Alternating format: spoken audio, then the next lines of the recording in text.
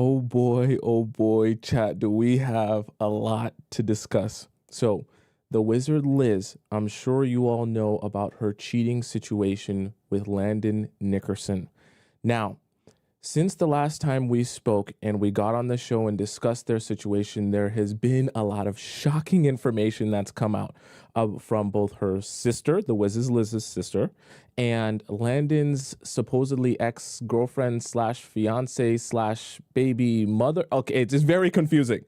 But we're going to go through all of the information so that hopefully all of us can learn from some of the mistakes that have been made on everyone's side and take this information to better ourselves in our own personal romantic relationships here. And I know some of you that may be on a little bit of the older side, you're not necessarily Gen Z, aren't tapped into everything that Gen Z is doing. You're kind of like, is this really that culturally relevant, Thompson? Do you really have to discuss this? Let me show you something, because I'm on the same page as you. Some of you might be like, why are we discussing this? Is this really necessary? Watch this, watch this. So I'm on TikTok. And after I consume the Landon and the Wizard Liz information to present to you on the show, I see this on TikTok. This is a Times Square, okay? Unless this is AI or this has been edited in some way, this is really Times Square, okay? So this is literally, I don't know if I can play it. There's a song in the background. Chat, tell me, is this AI? Is this AI? Because I don't know. There's no way that there's a billboard in Times Square about the situation. There must be AI. Okay. Now, some of you might be like, okay, that's obviously AI. So I was like, okay, that might be AI, probably edited, not real. Then I am scrolling again on TikTok and I see this video. Landon is not welcome on our planes. This is like an airliner. Okay. That's advertising this. This video has 1.4 million likes on TikTok. It's an airline talking about Landon is not welcome on our planes. And I said, oh my God, this has gone far. This has gone very far. And I said, okay, maybe that's just an anomaly. One place just kind of posted a random thing and it's random. Nobody really cares that much. And I'm scrolling through TikTok. And then what do I see? Another place. This is a restaurant completely unrelated to the situation. I'm like, no. They say people who are not welcome at our restaurant. Landon. So now I'm like, okay, clearly I have to discuss this because clearly a lot of people are thinking and discussing this. This video has over 300,000 likes and over 1,500 comments. So these are restaurants and airliners talking about Landon is not welcome here. So, all right, we'll discuss this because clearly it's very relevant to a lot of people. Now, let's kind of do a quick recap just because I know some of you will be a little bit lost on what's transpired so far. So long story short, the Wizard Liz, she's a content creator. Her ex-fiance, at the time it was her fiance. I'll show you guys a video of the Wizard Liz and her fiance, right? This is the Wizard Liz on the left side. This is Landon on the right side. Landon, he was a content creator. I don't think he creates content anymore, but she is a popular YouTuber. She has like 8 million subscribers, okay? Now, they were in a relationship we'll get to the timeline in a little bit. And in the process of their relationship, he actually ended up cheating on her. Now, I'll explain to you how this kind of works. So basically what he did was he sent a girl a message while they were married. Okay, sorry, some of this stuff is a little bit random that I was saving. He sent a message to a girl while they were married. And I want to show you guys the actual, did I get the video of the actual message? I guess it's here.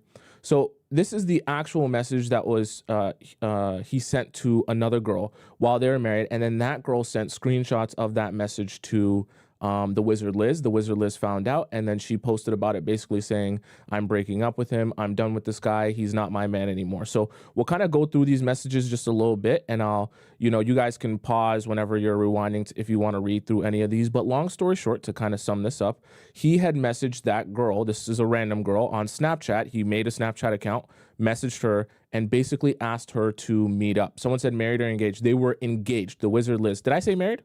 The Wizard Liz and her man were engaged at the time, so they're fiancés. Also, to note, for those of you who don't know, she was pregnant at the time that he was sending these messages, because this is recently. So she's pregnant, and they're engaged, and he was caught sending this girl messages about essentially meeting up with her. And in the process of his messages to her, he essentially said his relationship with her is for show, that they're not really actually married. It really isn't that serious, that she doesn't have to worry about him and the Thewizardliz, okay, calling their relationship fake, right? So these are the messages he sent to a girl. And then that girl then was like, what the hell? This is crazy. She sent that to the Thewizardliz. And then once the Thewizardliz seen it, she then posted on her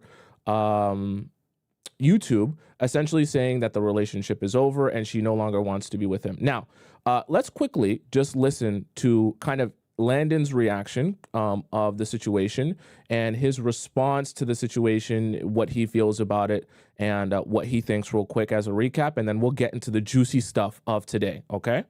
Come on here and ask for your forgiveness. I'm just going to come on here and ask for understanding, because I made a mistake, but that doesn't mean that I don't love Liz.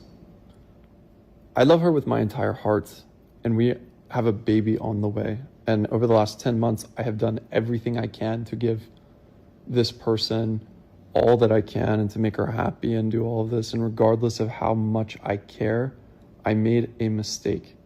And in the middle of texting somebody I should not be texting, in this moment of fucking weakness, like seeking validation, and it's just a bad behavior that I can't believe I did it. But in the moment that I was doing it, I messaged that person that I was sorry and that it was wrong. And I prayed to God that night for strength and clarity to never do that again. That is not who I want to be. It is not what I thought I was stronger than this. I thought I was smarter than this. And I let something build up inside of me that I indulged in. And it is weak and it is despicable. And in this, I'd like to just take full accountability. I don't think this should have been aired out, honestly. And there's so much, oh my God, there's so much to say that I am not going to say.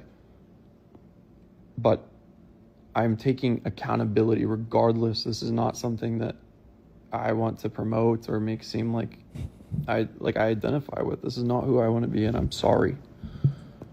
I don't know how I could be such a fucking idiot at times. Like, throughout my life, there are times where I just do things that I know I shouldn't. Me too. I'm a guy too. Yeah, I can understand that. I do stupid things too. I'm not a perfect person either. And I learn, but I shouldn't have to learn this way. So I'm sorry. The final thing I'm going to say, and then I'll probably delete these. I love Liz more than I could even put words to, and I've shown her this. Scale of 1 to 10, how much do you think he actually loves Liz? Okay, I want all of you to answer. And I've tried my best to make her feel safe and happy and protected. And while yes, I made this mistake, I want to be a great man, and I'm not there yet. But I know that a great man is one that takes accountability. I know that a great man is somebody who makes a mistake and then can be forthcoming honestly. And although I felt bad, like I should have just said, hey, I've done this thing. I feel very bad about it. I'm sorry. Like, I know what I did was wrong and this is not going to happen again, and I'm sorry. And that's how you should treat the people you love. And I am sorry. Look, I'm not going to come on here and ask for your forgiveness. I'm just going to come on here and ask for Okay, so I want us to look at this together. I know some of you can't really see. Let me see if I can make this so you guys can see this properly. It's not going to let me do this. Okay, let me see if I can click on it. Nah, it won't let me do it. Anyways, so this is essentially a screenshot from the Thewizardliz. And she said in her message, I'll just quickly read it. I will never, ever create a fake narrative for social media. I will not preach something and not stand by it. Let me just put this down for those of you who, so you guys can all see it here. Let's see. Okay, better. Let me do this. All right, so She says, I will never ever create a fake narrative for social media. I will not preach something and not take the advice myself. Landon and I decided to make a Snapchat. Oh, let me just do this, actually. Let me do this if I switch to the YouTube one. Perfect. Better. Landon decided to make a Snapchat account and reach out to a girl to meet up. He was just with me in London, made a whole book about how much he loves me. The book is something I want you guys to keep in your mind because it gets crazy, okay? Anyways, the girl that reached out to me, to my friend today, showed us the evidence. He called the relationship fake. Meanwhile, my cats are with him in Dallas. All my stuff is there in our apartment. And oh, I'm 4 months pregnant. Can anyone tell me, chat, for those of you who are really in tune with the situation, where does the Wizardliz live currently? I'm assuming Landon lives in Dallas. Where does the Wizardliz reside? He says he's incredibly sorry. But honestly, I feel like I didn't know him at all. I feel stupid for ignoring the signs and dreams I had. I even told him about, and he told me I was crazy. Okay, so we're gonna look at something here that I want us all to take in. Let's see here. So the Wizardliz. We're gonna look at actually me because I put in Tom. We're going to look at a video of me and what I said last live stream about the Wizardliz and her situation, because I want us all to kind of take this in. With that girl and meet up with her, walking around like people won't recognize my face. You have a meeting. So you want to, let's play this. I think that that's going to become a point of contention. That's what you guys said he did. She obviously is. I could be wrong. I mean, I'm stupid. I have a sneaky suspicion she obviously is upset. But as time goes on, she's going to think about the fact that he didn't meet up with her, because that's what you guys said. He didn't meet up with her. And it was a message. And obviously his message was the intention of meeting up with her. But this is the problem about not letting people execute on their idea. I think now she's going to be going back and forth in her mind about the fact that he didn't meet up with her. And as much as she wants to be upset, I think that that's going to become a point of contention in her own mind of giving him a chance, another chance, because of the fact he never actually met up with her. And see, this is why I'm going to take this to a place that's the other people didn't take it to.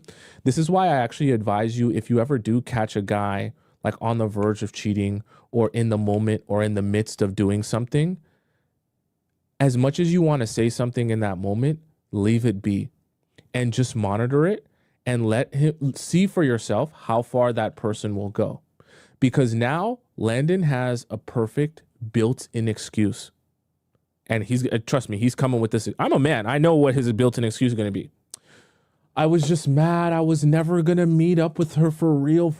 You know I love you. Come on. You really think I'm going to... This is how he's going to say it. I'm telling you how the men will gaslight. This is how you're going to say it. You really think I was about to go out in public with that girl and meet up with her, walking around like people won't recognize my face? You have... He'll show her the sub count. This is what he'll do. This is how the men do it. He'll show her the sub count. You have 8 million subs. There's 500,000 people that watched our last video. You think they don't know my face?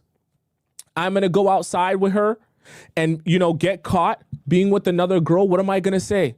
How is that going to make sense? What if someone takes a picture of me, right? This is how he's going to say it.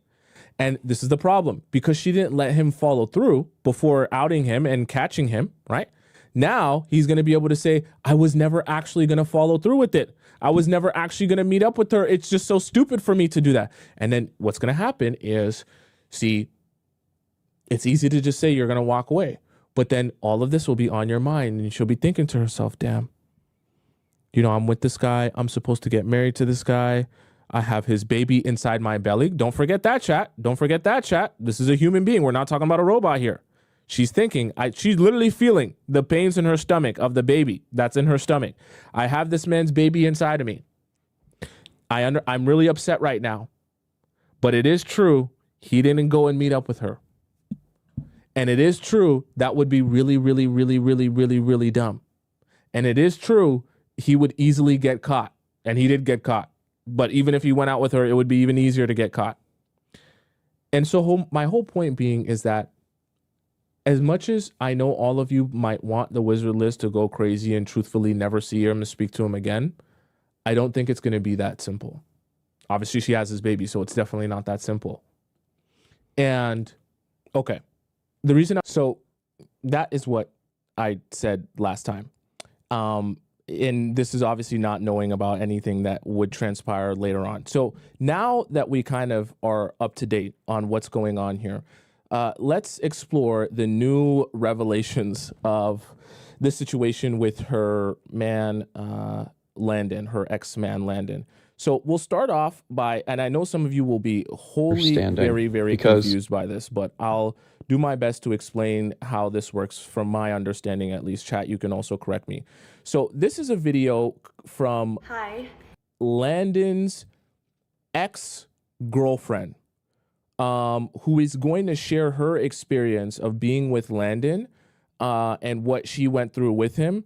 And I want you guys to pay very close attention to some of the similarities, because I know most of you are pretty up to date on the situation of her and Landon. So I want you guys to pay attention to some of the similarities of the things that she says she went through with Landon versus some of the things that the Wizardliz went through with Landon. And I'll tell you why this is important, okay? So I'll let her speak, and then we'll discuss as she goes on. I'm not really wanting to make this video, but I feel like I'm obligated to. I'm super nervous. I hate being so vulnerable and talking about a past and a partner that has hurt you so much and made you feel so less. And even being in the public eye, per se, like, I love to tell you what's going on in my life and like who I'm dating and like what I'm doing, but it's a lot when it's about someone who also now is in the public eye. And I'm not here to tell my story and hate and shit on someone, because at the end of the day, we need to pray for an individual that possesses so much hate and so much hurt in his heart to hurt other people physically, mentally, emotionally, spiritually. Like, that's what I said when I got out of this and lived through what I went through with him. And I'm not here to hate on him. I'm here to tell my story because I have a voice, and it's been limited for so long because I'm terrified of this man coming back into my life.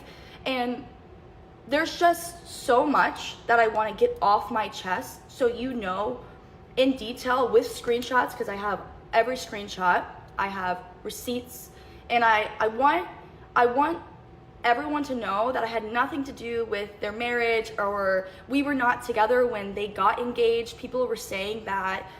And we dated for a year, from 2023 to 2024. I was physically abused by this man. I was mentally abused by this man. He took my past trauma and made me feel so safe and heard and understood. And I fell for it because I was stupid and codependent and idiotic.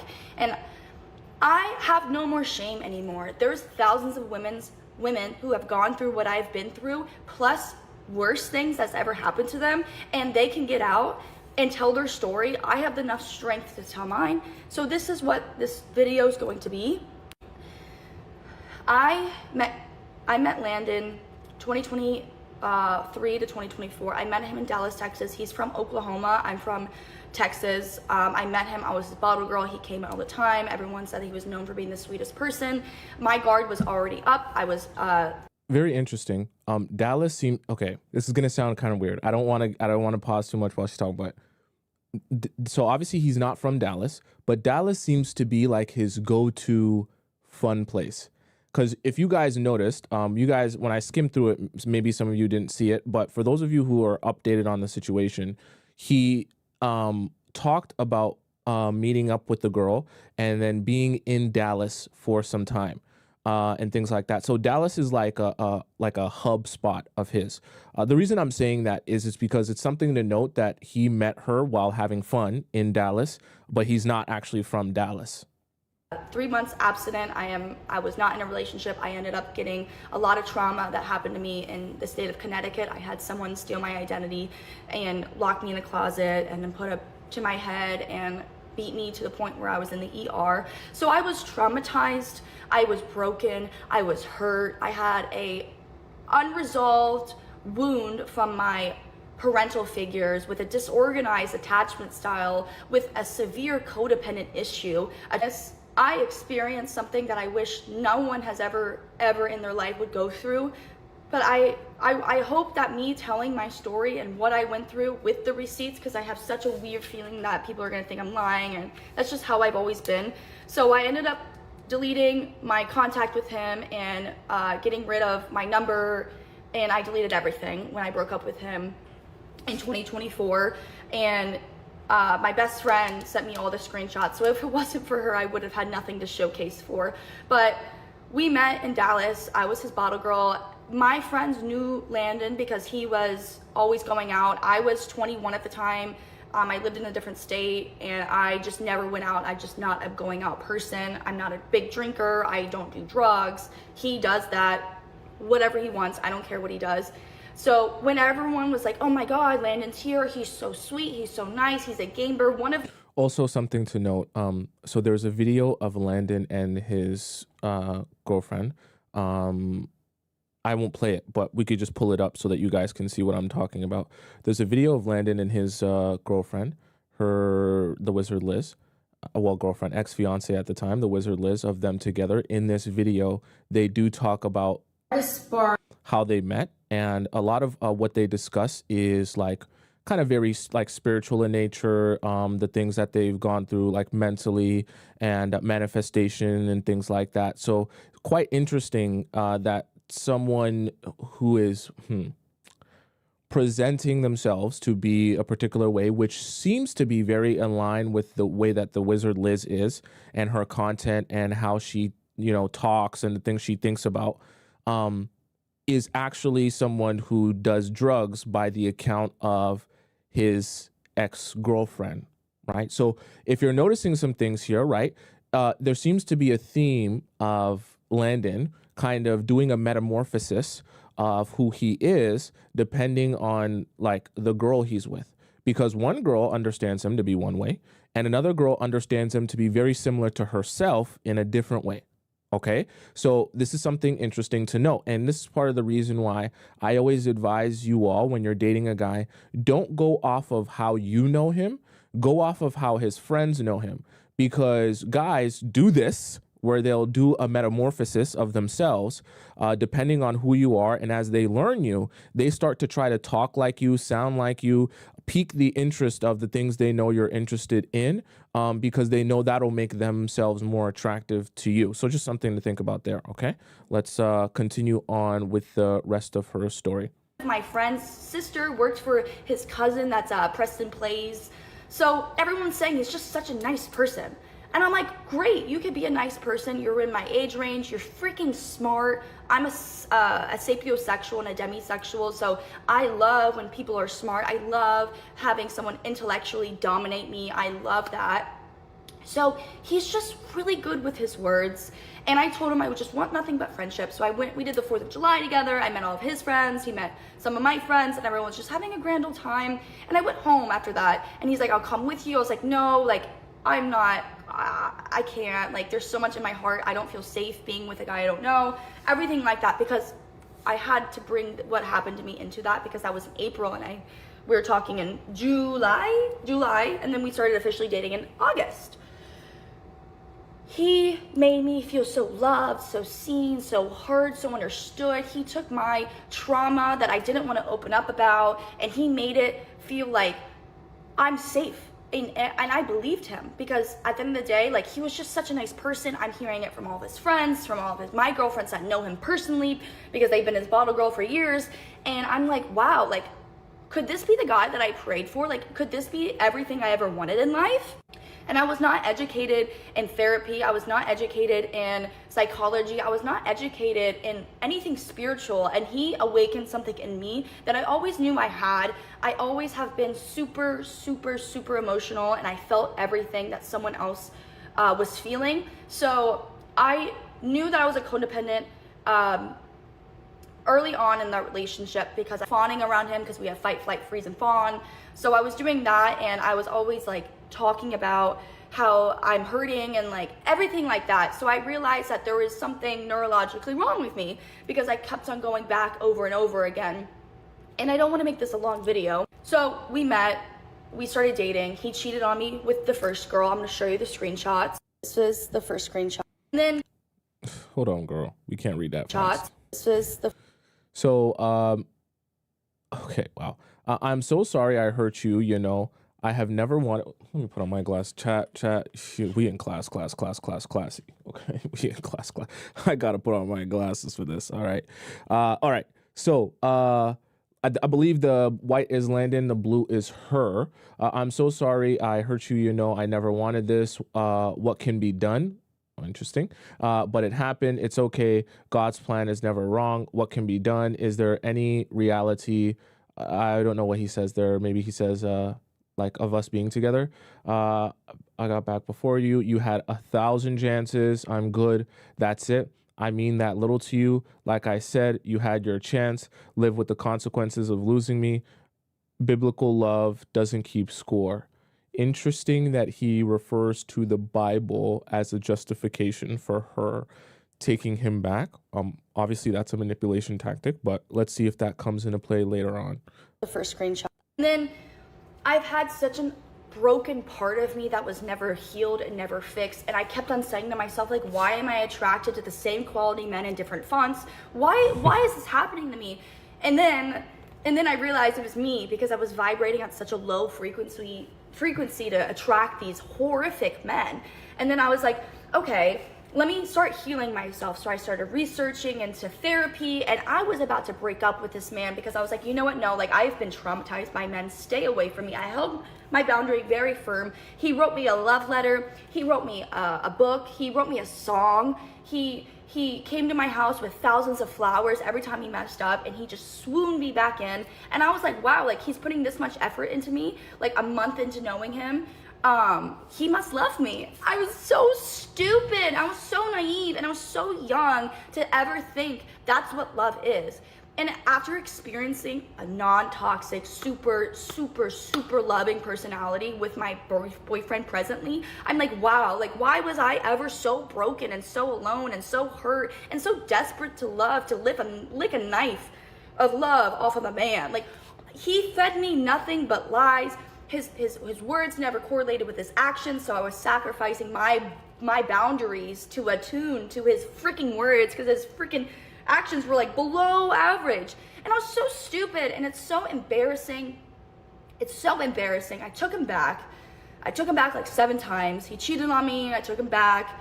I ended up getting pregnant by him. I had my miscarriage. I was alone. He was What's okay? Hold on.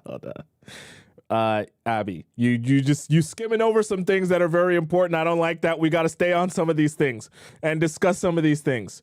What you got? Okay, because I haven't chat. I'm reacting to this in real time. If you didn't know, I put together this information, but I haven't consumed all of it. So apparently, she's gotten pregnant by him, and okay. Let's see if she expands on that, because where's the baby now? Like, what happened? What transpired? How did that situation go? Doing his own thing. He wouldn't comfort me, and then that's when I realized it's so embarrassing. I took him back like 7 times. He cheated on me. I took him back. I ended up getting pregnant by him. I had my miscarriage. I was alone. He was doing his own thing. He wouldn't comfort me, and then that's when I realized, I'm like, fuck, I'm repeating a pattern. And we went to therapy. He found a therapist that specialized in BPD. He told me that I had BPD, and she looked at me. She's like, "Girl, you do not have BPD. You're too self-aware. You're too empathetic. That doesn't even make sense. You've never been suicidal." And he's like, and he's making me feel like I have something neurologically wrong with my brain. And I was like, no, there's no way. And then I actually believed him.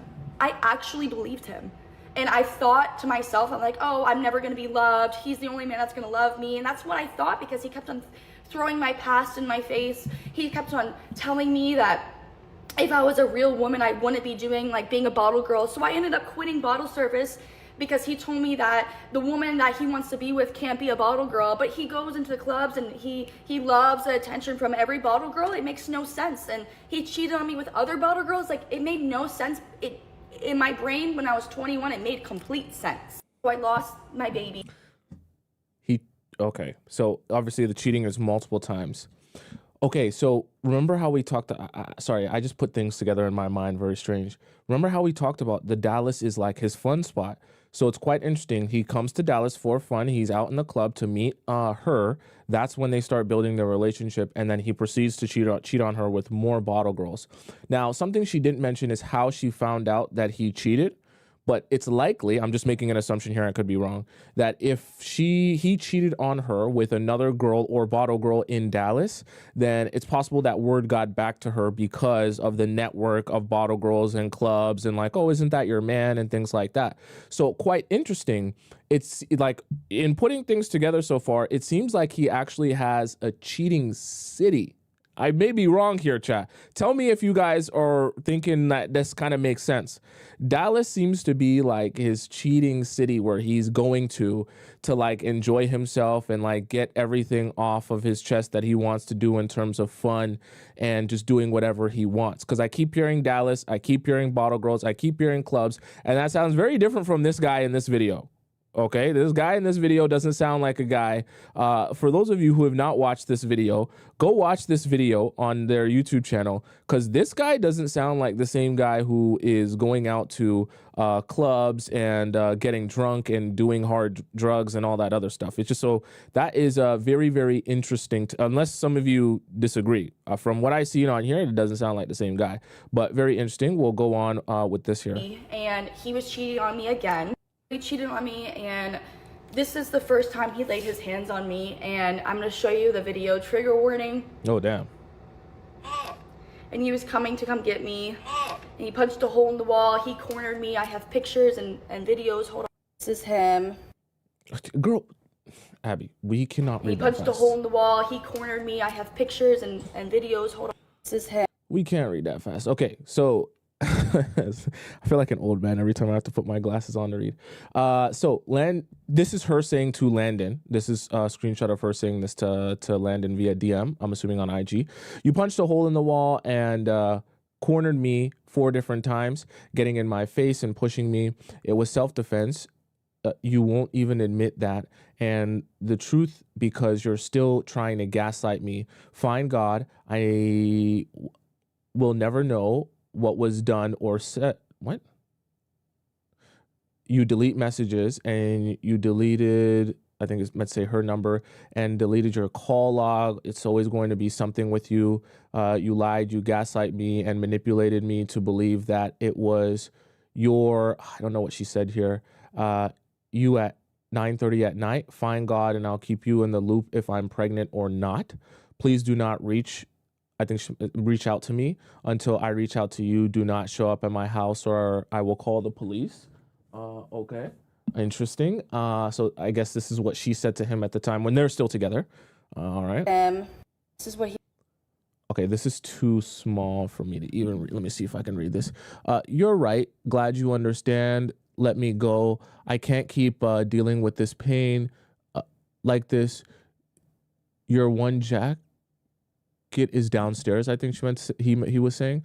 Look how much hatred and resentment there is here. You were being so sweet yesterday. Control was lost again. I never wanted this with you. It doesn't need to be this hard. It could have been so much simpler, and I really resent that it wasn't. I effing hate it. He would do to get me back in, because I started to think that I was the one with the issue because I set the boundary. I showed this. Yeah, you showed that. Was that night or not? Showed this. Was that? Biblical love doesn't keep score. You went out to a club searching if I was out. Interesting. And then invited my friends to your section. You have not changed one bit. I'm praying for you. A lot of people are. I hope you have enough strength to get through this. He says some things kind of blocked out by this play button, but it's going to be impossible for me to read it without pausing. I would have rather been with you. You You had such harsh judgment for me. I'm sorry I hurt you. I just can't really believe it. You lied. Oh, sorry. You said this was all me, not being able to blah, blah, blah, blah, blah, blah, blah. That night, we're not even fucking 4 months in. I have to make a part 2, and I don't want this. It's literally 10 minutes long. Okay, so let's look at your part 2. Part 2 of who the fuck was I dating. I'm literally breaking out in hives and rashes because I have so much built up anxiety because I don't want to talk about this at all. And I'm doing this because it needs to be said. There needs to be truth of what's behind. There has to be something that I can show you guys to the point where you understand, like, I'm not the person that he cheated on with Liz. So I took him back because I'm stupid, because he would flood with more notes, more handwritten notes, more flowers, more everything, and he would jump a like 10-foot fence to get into my building, my apartment complex. He would literally like write me notes and everything. Like, it was just so much abuse physically and then mentally. Took him back. It comes around New Year's. He cheated on me again with the same girl. They went to the same party. I just... What? This, okay. Interesting. Okay. So, what's going on? Lost. I was like, whatever, just go do you. He invited her to... What does go do you mean? Does that mean like she just got to a point where she didn't care? She was like, I'll just get cheated on. Who cares? Hawaii with his guy friends in like January. My brain's not working. January, and then I found that out when I went through his phone. We broke up again. Chat, someone tell me, because I know you guys are more versed on some of this than I am. What does Landon do for work? What is his actual occupation? Because I haven't seen, I don't think he has like a super successful like big YouTube channel or anything. Like I'm assuming he's some sort of business entrepreneur. What does he actually do for work? Because obviously he gets to travel around. He has enough money to do whatever he wants to do. Someone said tech, a gamer. Is he like a streamer? Entrepreneur, like what is his business though? Like, you name me a business that he has. He's rich off computer tech. Okay, so he's a tech guy. Something to do with tech is his business. Someone said, honestly, I don't know. He used to be a YouTube gamer, yeah, but what does he do now? Squirrel? Like, that can't be what you mean. He was a businessman. So I'm hearing businessman, so some sort of entrepreneur in the tech space. Someone says stripper. You guys are funny. Again, he threw a light wand at me. Like, it was just so much. My birthday comes around in February. My first actual ever birthday, I didn't cry because I had so much trauma from my past. I hated my birthday. He did that well, I guess. Even though I did my own birthday balloons, and then Valentine's Day comes around. By not cheating on you, he did that well? Okay. Around, so much trauma with March. And then April is when it's his birthday, and he went to go to Bora Bora with his guy friends. I totally believe that was the story that he was telling me. He said it was a once-in-a-lifetime opportunity. I was like, yeah, go have fun. Like, I'm not a toxic person. You go have fun. I have my own friends. You have your own friends. Have fun. I thought it was with the man in Bora Bora with all of his guy friends. It wasn't. It's with the girl. Another girl that he cheated on me with. She's from Florida. And that hurt. That really hurt because he didn't post me on social media. We never hard launched it because I knew that I was never going to hard launch it because every girl in Dallas has been with this man while he was with me exclusive. I was exclusive with him. So we're going to have to chat. We're going to have to get to the bottom of why he would choose Thewizardliz if he is obviously a serial cheater. Because honestly, if it's like, okay, you make one mistake one time, whatever the case may be, and he recovers from it, whatever.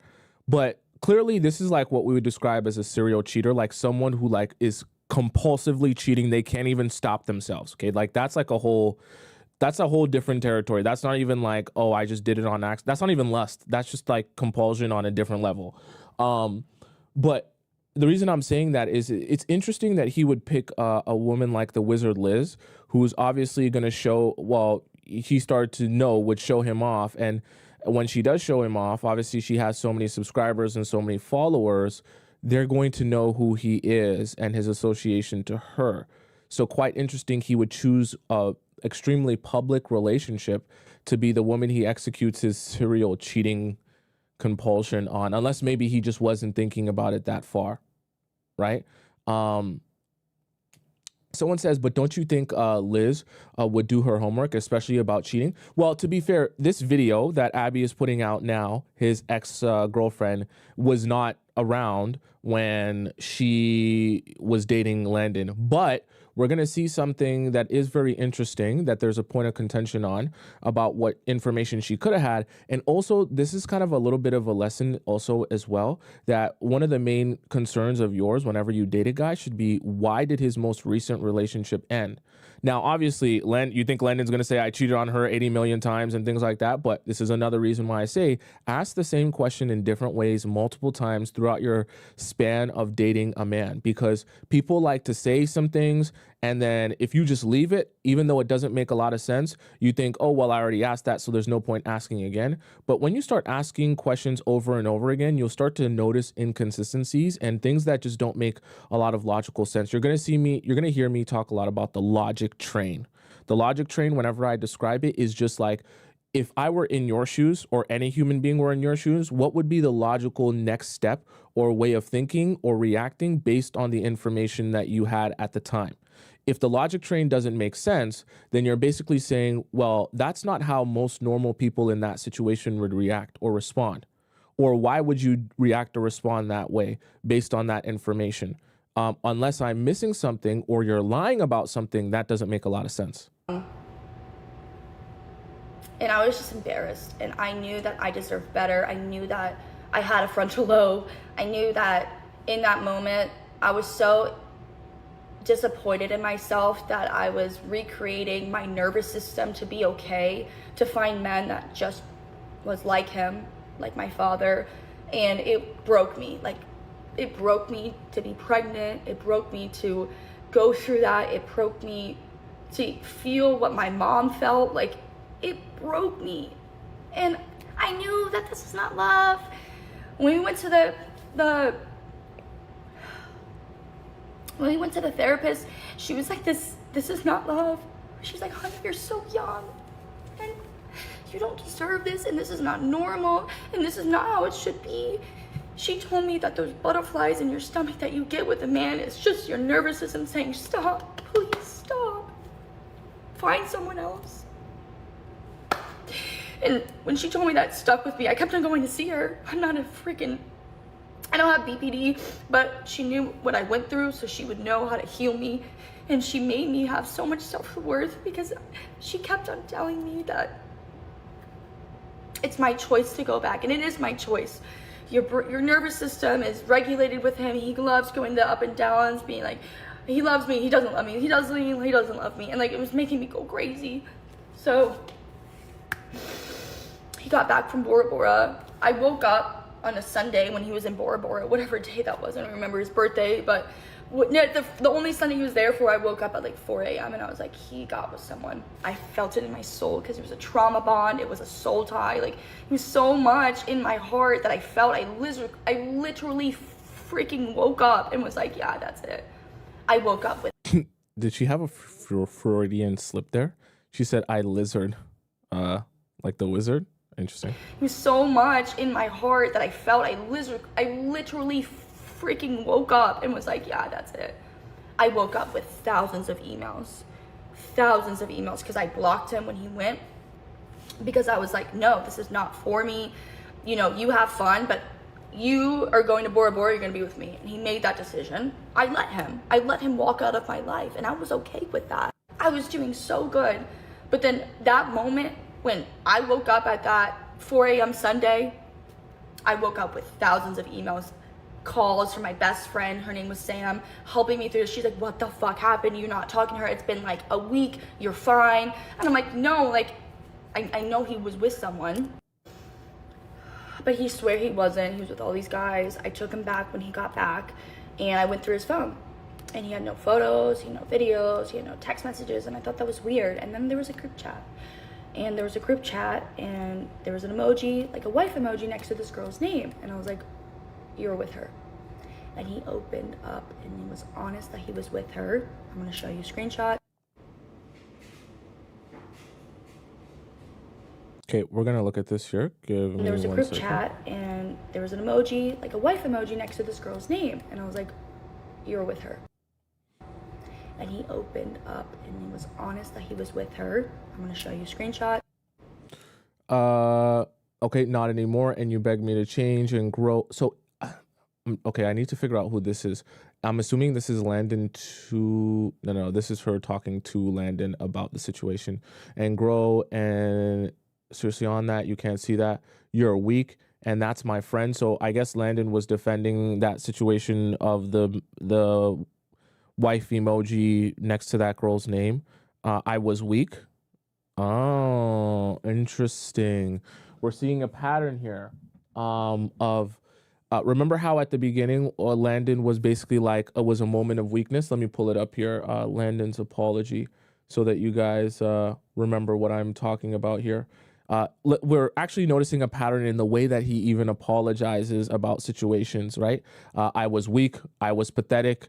I was wrong. I took my hurt and hurt you and to fill a void. So you see here, you see that? Let's Look, watch this. I'm not going to Okay, watch. This is crazy. This is crazy. When you put it all together, it starts to make sense. come on here and ask for your forgiveness. I'm just going to, and I prayed to God that night for strength and clarity to never do that again. That is not who I want to be. That person, that I was sorry and that it was wrong. I can't believe I did it. But in the moment that I was doing it, I messaged that person that I was sorry and that it was wrong. And I prayed to God that night for strength and clarity to never do that again. That is not who I want to be. It is not what I thought I was stronger than this. I thought I was smarter than this. And I let something build up inside of me that I indulged in. And it is weak and it is despicable. And in this, Sorry, I'm only laughing because it's literally like word for word exactly what he said to her. Like not even like he's just saying it in like on video as opposed to over text. I was pathetic. I was weak. I was wrong. I took my hurt. I had to fill a void. Like it's all the same thing. That's just it's kind of interesting when you kind of put it all together because it creates a story of like the whole human being. You can actually really see it clearly.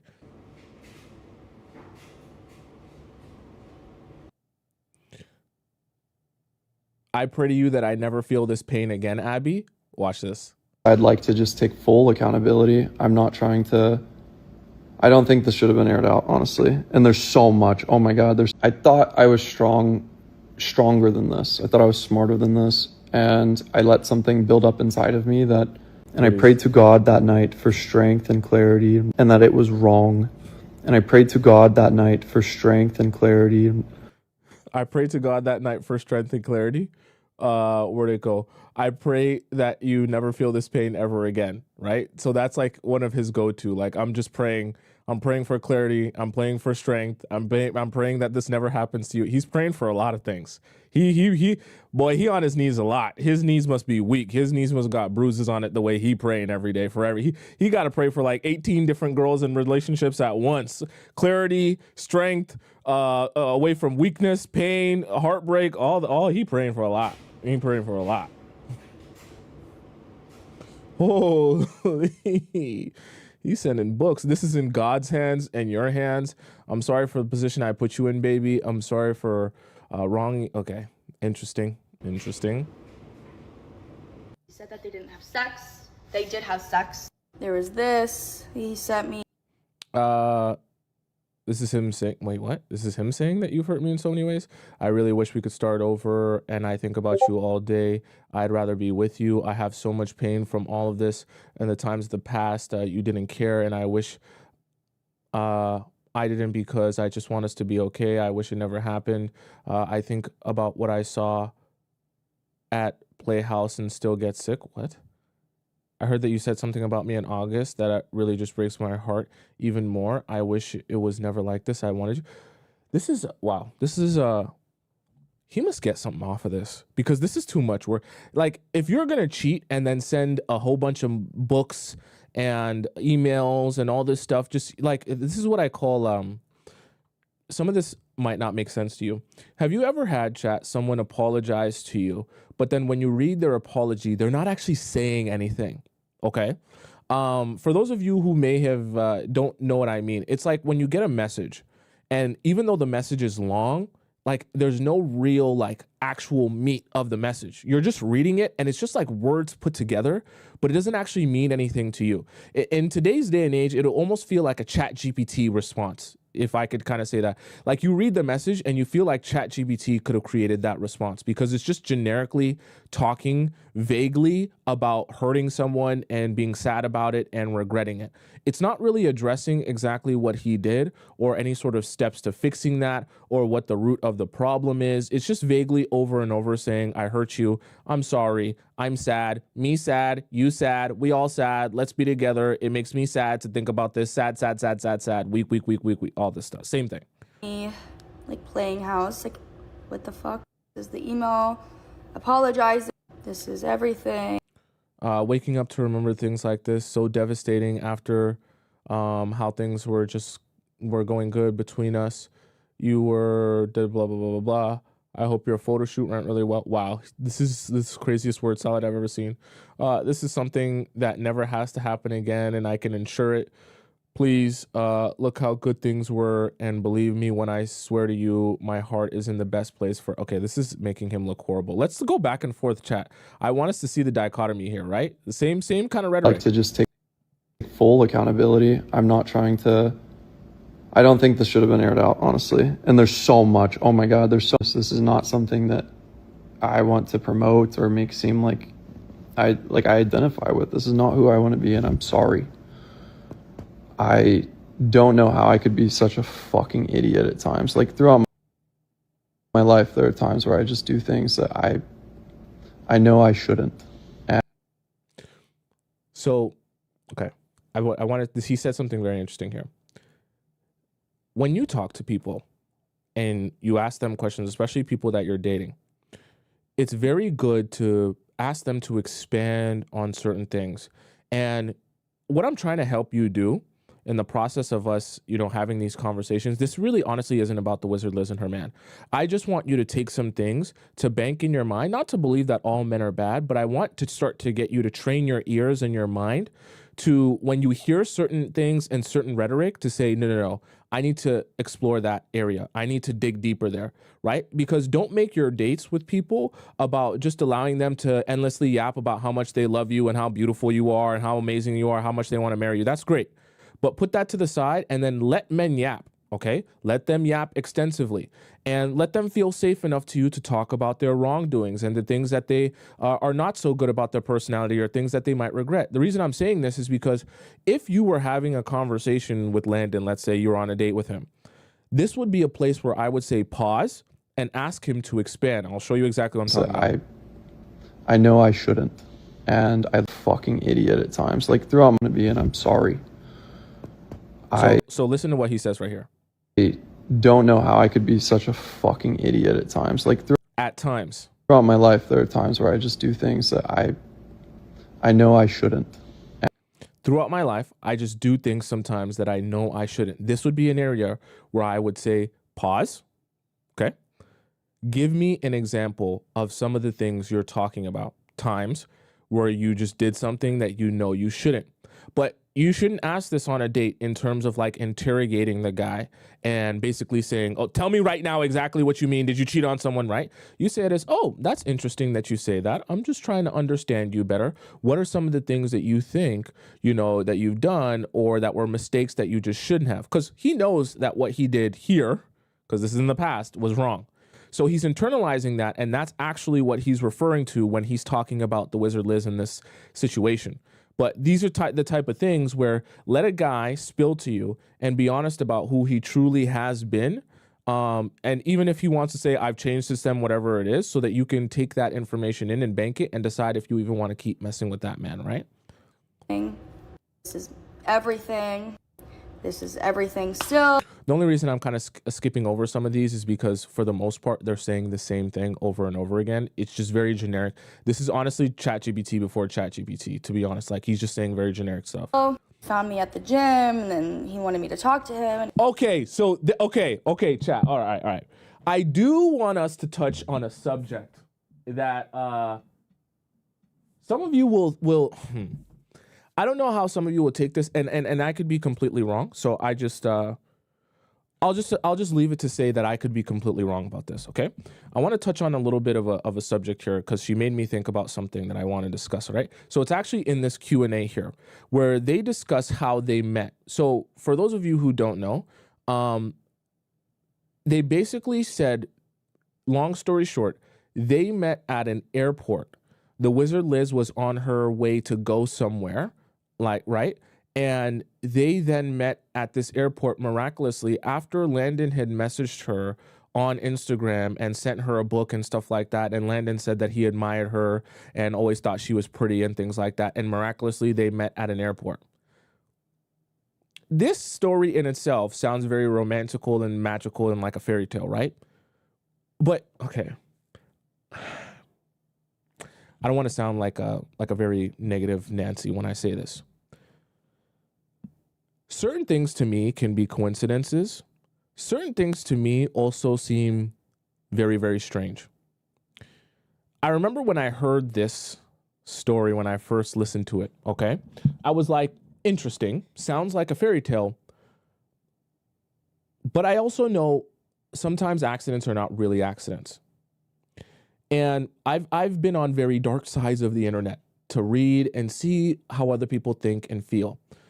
And I have read, I'm not this type of guy, but I have read about men, even actually women, that have been very calculated in their approach to a particular person and learning about that person and trying to gather information on them and then basically organizing a way in which it feels natural they're meeting, but it's not actually natural. Let me give you an example of what I'm talking about. I believe I was reading, it was a Reddit story. It was like a video of a Reddit story. And this guy basically confessed that the girl that he's with now, his girlfriend, he actually planned and orchestrated a whole big strategy to be able to actually become her boyfriend. He, long story short, went out of his way to create multiple different dating app profiles, message the girl on those dating app profiles, learn about her, learn about what she likes, what she's interested in, what type of humor she has, where she likes to spend her time. And then when he was finally ready, after talking to her on various different dating profiles for a long period of time, he finally sent her a personal friend request, like found her on the internet, sent her a personal friend request, and basically embodied exactly all of the information he had been gathering from her for like many, many months. Then when he met her, because he was able to woo her and make her feel like, oh my God, you're saying exactly what I was always dreaming a man would say to me. You do exactly all the things I've always wanted a man to do. We share all of the same interests. We tell all of the same jokes, all that stuff. They eventually got into a relationship. And he said in his Reddit story confession that he never told her that he had planned all of this. Even now, she still doesn't know that he basically orchestrated being her perfect man. But he's with her now and he loves her so much and he's so happy to be with her. He just doesn't feel like he has like the balls to ever tell her. So when I thought about that, and then I hear this story about her meeting him magically on her in the airport. And I hear also about the fact that he followed his ex to the gym. It makes me have a cause to pause. So I'll play you this here and then, we could discuss a little bit. I think we agree on this. I want to see upward. Okay. So let me see if I can find the part where they talk about meeting here. Let's see. So no way he could have known I'm in Athens. I will only post even she doesn't have Instagram. Because a lot of people think that you stalked me. Which is crazy, by the way. Just got engaged and Liz posted that video. There were some comments that were like, I think this guy is like an upper stalker. Her. He knew where she was going to be.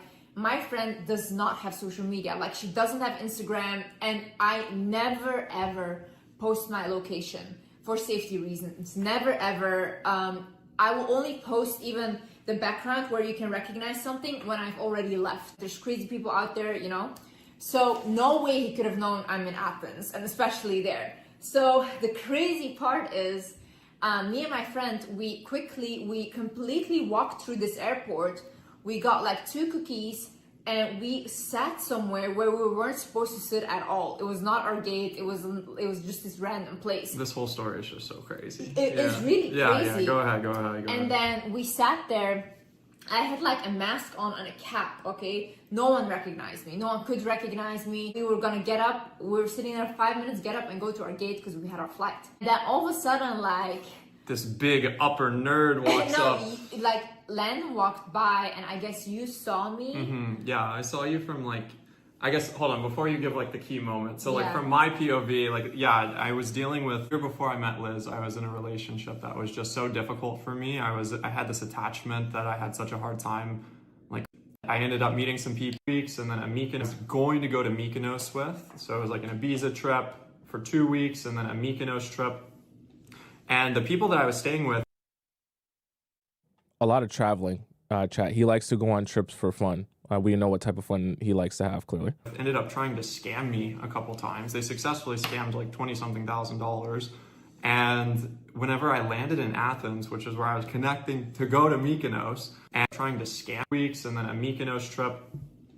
And the people that I was staying with ended up trying to scam me a couple. So I'm assuming Liz knows what he's referring to in terms of scamming. But the reason I'm actually pausing it here is because what type of scam do people do when you're going on a trip with your friends? Because do you guys remember when we were listening to his ex talk about the trips he would go on? He was going on trips with his boys and his friends and even sometimes girls. So, okay, one thing, was it actually a trip with his boys or was it a trip with a girl? So okay, see, this is how my mind works crazy, right? So now that we're putting a lot of things together, Landon is, it is possible for Landon to go on a trip with a girl. We've established that through his ex. This story is about basically how the trip fell through because the people who he was going to go on a trip with scammed him. Trying to scam him a couple of times. So that's why the trip fell through. Or could it be that he was going to go on a trip with a girl and the trip fell through because the relationship kind of fell through? I'm not saying I don't know the answer, okay? I'm just saying now that we're hearing other sides of his personality, it sounds interesting because from his ex, he wasn't going on trips with random people just solo. He was going on trips with friends or girls. So who is the person that could possibly scam him in this trip that he's discussing? Couple times. They successfully scammed like $20-something thousand. And whenever I landed in Athens, which is where I was connecting to go to Mykonos, that whole trip got canceled. Like that part of it did. And so I was just sitting there and thinking, oh man, what the heck? Why is this happening? Like, God, I try to be a nice person. I believe you get what you give. So like, why is this happening to me? And I was like, you know what? Time to end my trip, go back to America. I went to go get my bags off the plane so they didn't go to Mykonos without me. And I realized I had left my backpack in a gate in airport security. And so I was like, wait, I really need that. I never lose this bag. So I went to go get my backpack.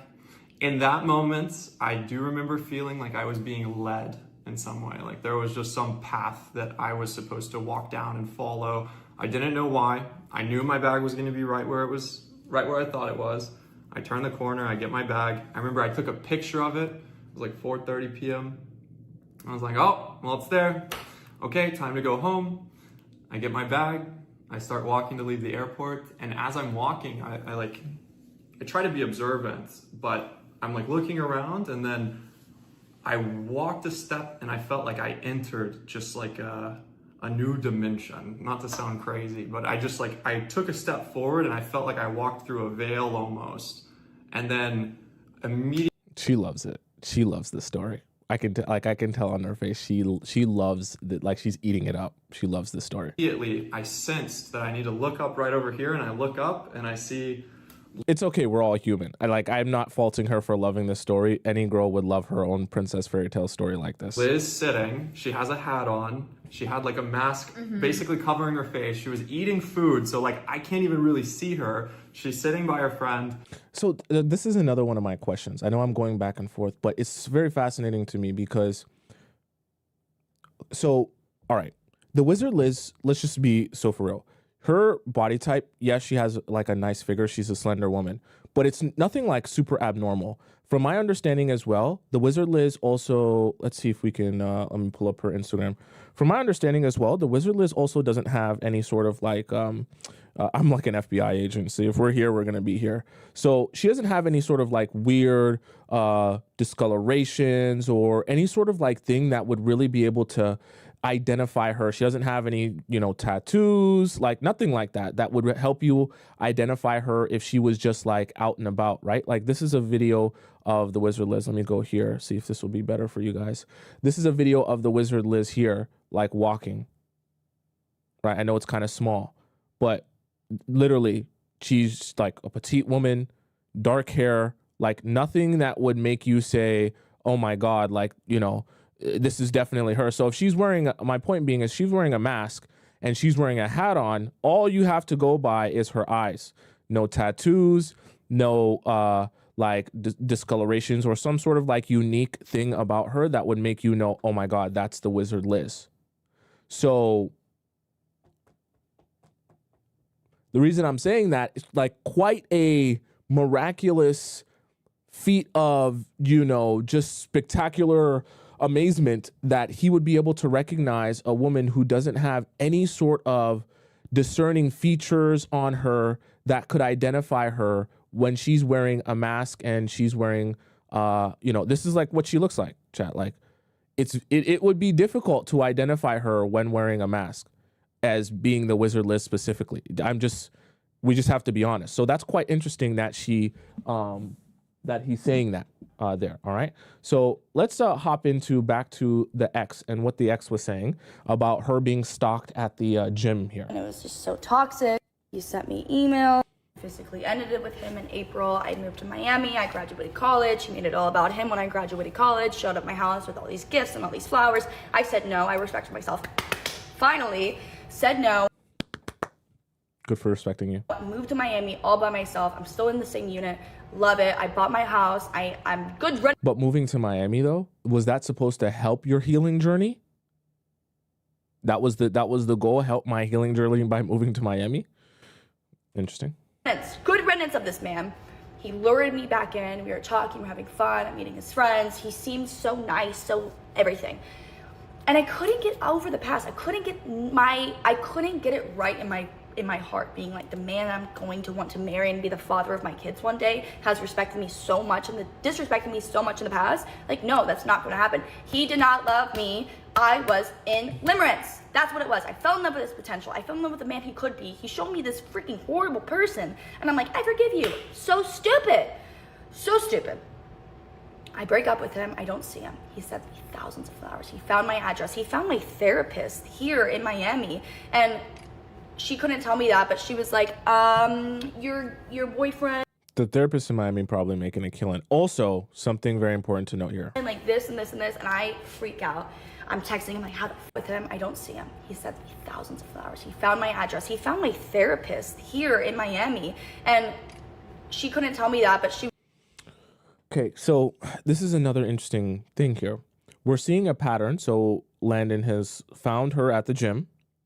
He's found her therapist, based on what she's saying. And he somehow stumbled, though, across the Wizardliz.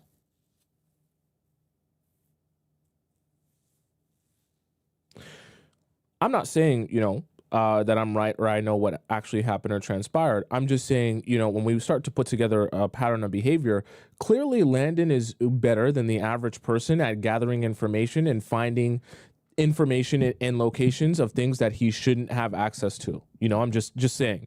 So I'm not saying that he necessarily did that with the Wizardliz, but this girl is claiming that with her, he did that, and he's very, very capable of that. And so it's quite interesting that the Wizardliz situation would be a truthfully random occurrence. She was like, your boyfriend, like this and this and this, and I freak out. I'm texting him like, how the fuck did you find my therapist? How the fuck? He's like, I wanted you back. I wanted her to have my experience with you. I wanted her to see that I love you. And I'm like, he didn't even deny it. He comes to my place and I'm like, you know what? You can come in. He's leaving all these flowers. I block him from the doorman. I do all of this stuff. And I'm like, no, you can come in here. My best friend and I sat right here. He's crying, begging for me back on his knees, hands and knees, saying what he did was wrong. He admitted everything, putting his hands on me, gaslighting me, cheating on me, making me feel like I had BPD. And I learn, but I shouldn't have to learn this way. So I'm sorry. The final thing I'm going to say, like these things that are so traumatizing for now a 22-year-old that's wanting to let go. He didn't want me to let go. He wanted control, and he did. He had control over me. The moment that he didn't have control over me, he didn't know what I was doing. I blocked him and everything. I stopped posting. I did all of that. I was like, you don't have control over me. That's why you want me. You don't even love me. You just want to be wanted. You just want to be wanted so bad. You want to be wanted. Like, who does that? I break up with him. I don't talk to him. I don't see him.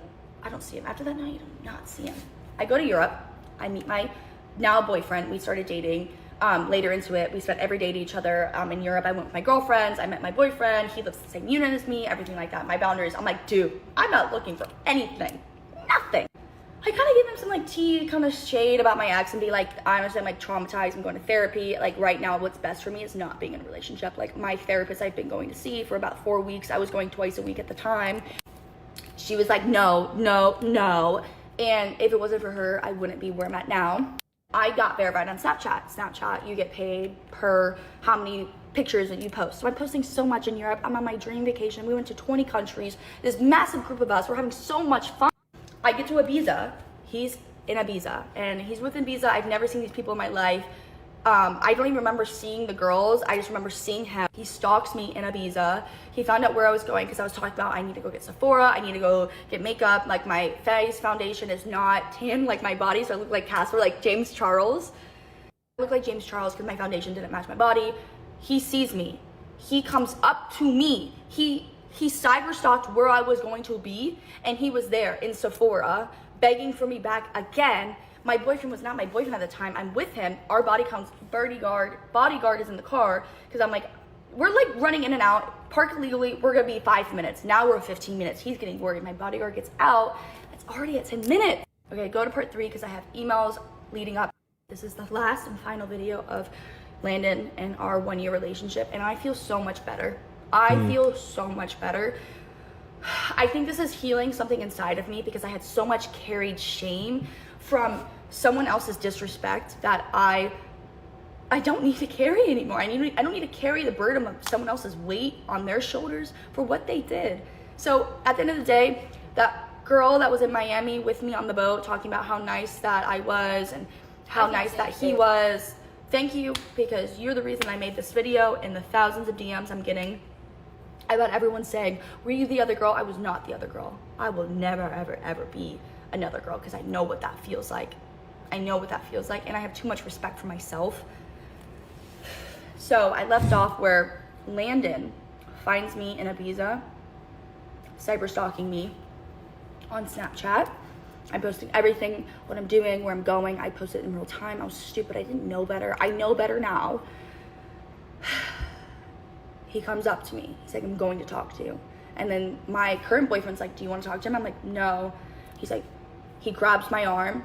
My current boyfriend pushes his arm back and was like, she does not want to talk to you, dude. So that means that you leave. He makes a big scene. I hope that there was people videoing. I hope if you're in that Ibiza Sephora, please post the video. He was like, this is my ex-girlfriend. She left me. She's now with this Arab man. He's Colombian. He was making fun of the way that my boyfriend looked. And I was just like seeing red at this point. I'm crying. My boyfriend's like, don't cry. He's going to win. What you told me about him, if he is a narcissist, he is a psychopath. He loves seeing you sad. He loves having that control over you. He's like, be cool. Be cool as a cucumber, he said. What? Her actual man is even having a I'd be seeing red if. Okay, Chan, let me not do this. You're as a man, your girlfriend's ex comes. I tell you, boy. As a man, your girlfriend's ex finds you guys in Ibiza and then approaches your girl now, talking about, I want to have a ain't no conversation about nothing. Ain't no conversation about a damn thing. You want to talk to someone, you could talk to me. Me and you, we could have a nice long conversation, just one-on-one, man-to-man. You came and found us in Ibiza? And you trying to have a conversation in Ibiza, bro? Nah, son. That ain't going down that way. That ain't, you gonna have to take a long flight back. It's gonna be a long flight back. You're gonna have to think about what you did, the money you spent to go, but you ain't talking to her. You could talk to any one of these people in the Sephora here. You could talk to the cashier. You could talk to the customer service lady over there. You could go out. You could talk to the homeless man, right? Anywhere you want to go, you could talk, but you ain't gonna talk to her. And you gonna get your bags, get your things, right? All the stuff all the little gifts and trinkets you was about to give her to make this a moment. You gonna get yourself back on the plane. You can go back to Dallas. You gonna find you a new bottle girl, okay? This is not your girl no more, okay? I can't believe he was even calm enough to have that talking to her about don't cry. I'll be telling Landon don't cry, because some things gonna happen to you. You come to Ibiza, well, I tell you, boy, it's crazy. That's crazy. He's amazing. That's crazy. He's a bit older. He's 29 at the time, and I was 22 at the time. So it's a big age gap. He's so sweet. We are about to have one. Sorry, Chad. I'm so shocked that he was that bold. You have to understand how bold that is. What she's actually talking about. That he would go to Ibiza to feel like I'm just gonna go. Pull up on her. Let's have in front of her. I tell you, boy, some people are different. I tell you, some people are different. 1 year. So he pushes him away. He's making a whole scene walking out of the Sephora. I soaked up my tears. I went into my eyes. My bodyguard comes in at the end, and we're like, yeah, we need to fucking leave. So he escorts us out. We pay, we leave. I'm in the car crying. I'm like, I'm so embarrassed. I'm so scared. We ended up going to Zara to go get some clothes for him, because I planned for a 1.5 week trip in Saint-Tropez and Ibiza. And then now after that, we're going to Lake Como, and we spent 3 months there. So we all just kept on like hopping. So that's that. He's sending me emails now. I wish I had every single email, but I kept on deleting the spam emails, and I wish I didn't, but there's a lot more. He sees us at a club. He sends 5 guys that he was with and one of his bodyguard to go fight my boyfriend. This is what happened at the club. I don't remember the name. It was a massive club. We had a great table. I'm going to the bathroom. So let's get something straight here. This whole situation happened in Ibiza. Let's look quickly back at this Q&A, because I'm trying to remember. He said he was on his way to Ibiza, right? Let's see here. Let's go back. That whole trip got canceled. Actually scammed like 20-something thousand. And I ended up meeting some people that and away from, and I was just kind of following this path that led me into Ibiza last summer.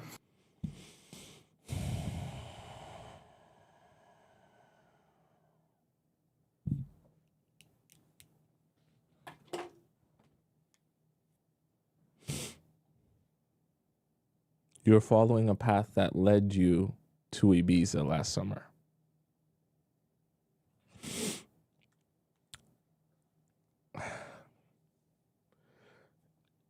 Listen, like I said, we all make mistakes. I'm not a perfect human being either. So this is not about Landon bad, everyone else not as bad as Landon, but this is very bad what he's done.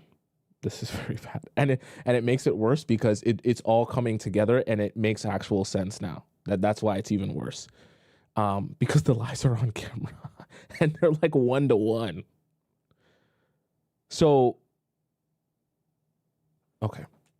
Like really growing through and away from, and I was just kind of following this path that led me into Ibiza last summer. And so obviously notice her reaction. So from her understanding, this path that led him to Ibiza has nothing to do with his ex-girlfriend, following her there, stalking her, pulling up on. She has no idea. Like you can see she's like happy as a chipmunk. Look at her content on her face. She has no idea. I ended up meeting some people that I was going to go to Mykonos with. So it was like Okay, so now I'm going to make a couple of assertions based on this Ibiza understanding. So he had this path that was leading him to Ibiza, stalking his girlfriend. Now, she didn't mention, but she did say they went on multiple trips here. Her ex-girlfriend said that.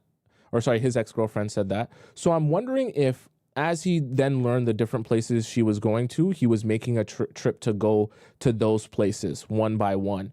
Because he talked about going to Mykonos and then it kind of falling through or whatever the case may be. Ibiza trip for 2 weeks and then a Mykonos trip. And the people that I was staying with ended up trying to scam me a couple times. They successfully scammed like $20-something thousand.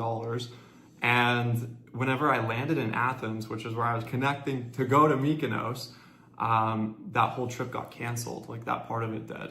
And so I wonder if his actual, because here's the thing. Okay, so I'm connecting a lot of dots here. My brain is like going a million miles an hour. The Wizard Liz's understanding of the situation resumes when she actually meets Landon. So when they actually connect and see eye to eye, and he introduces himself, she introduces herself. But the reality of it is, his story of how he actually got in front of her could really be anything. So she may have not seen his ticket, not had a full understanding of where he was going or where he was actually coming from. He could have been coming off of a plane. Instead, because the way he made it sound like he was going somewhere, then the trip got canceled while he was in the airport, and then he left the airport same time.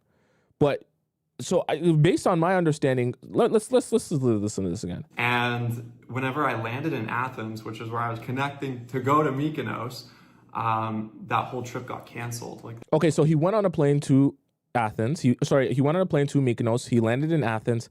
Then the trip got canceled in Athens. So I'm assuming he came back then to the airport where he met the Wizard Liz at. And so I was just sitting there and thinking, oh man, what the heck? Why is this happening? Like, God, I try to be a nice person. I believe you get what you give. So like, why is this happening to me? And I was like, you know what? Time to end my trip, go back to America. So now he's from Athens, on his way to Mykonos. Trip gets canceled going to Mykonos because the people he was going to go with scammed him. He's in Athens. Now he has to go back to America. So he gets on his stuff to go back to America. I went to go get my bags off the plane so they didn't go to Mykonos without me. And who is they go to Mykonos without him? Why would he say go to Mykonos without him if these people scammed him? See, these are the type of things that don't make sense, right? Because he's saying that he didn't go, the trip got canceled because the people he was supposed to go with scammed him. But he's talking about he got his bags off the plane so that the people didn't go without him? What? America, I went to go get my bags off the plane so they didn't go to Mykonos without me. So the plane didn't go to Mykonos without you?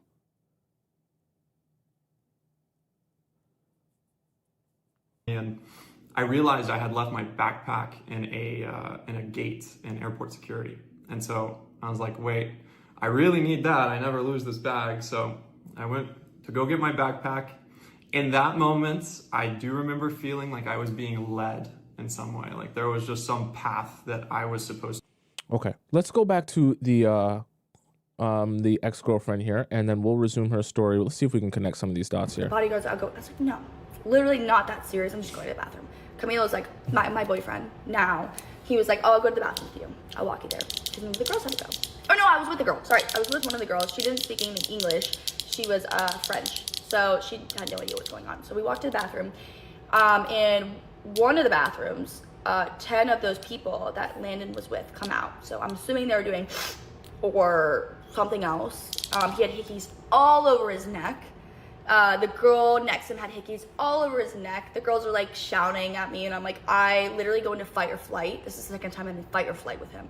And I'm just sitting there, I freeze. I freeze the second time. I'm like, how the frick does this man have me so terrified when I'm so like safe? Like I'm next to this guy. I'm so safe. I'm in control. I have the power. I freeze. He's like, I'm gonna talk to you, Abby. I'm emailing you. I'm texting you. Whatever he says, and I'm freaking out. And Camilo's like, go to the bathroom. And I literally freeze. And he's like, You're making me look embarrassed. And I'm like laughing. I was like, I make me look embarrassed. I made me look embarrassed. I stopped in my tracks. Oh, embarrassing. So we went through that with therapy. Thank God we did. EMDR has literally saved my life. And I get out of the bathroom, Landon's gone. Everyone's gone, chilling. So there's the stalls right here, and then there's a wall. I don't understand how her man currently is even allowing any of this to happen. No diss to him at all. You know what I mean? Everyone's different in their reaction. But I just can't even fathom. So your girlfriend's ex on 2 separate occasions has come and meet you guys in a different country, like basically followed you there and just shown up talking about, I'm about to talk to you right.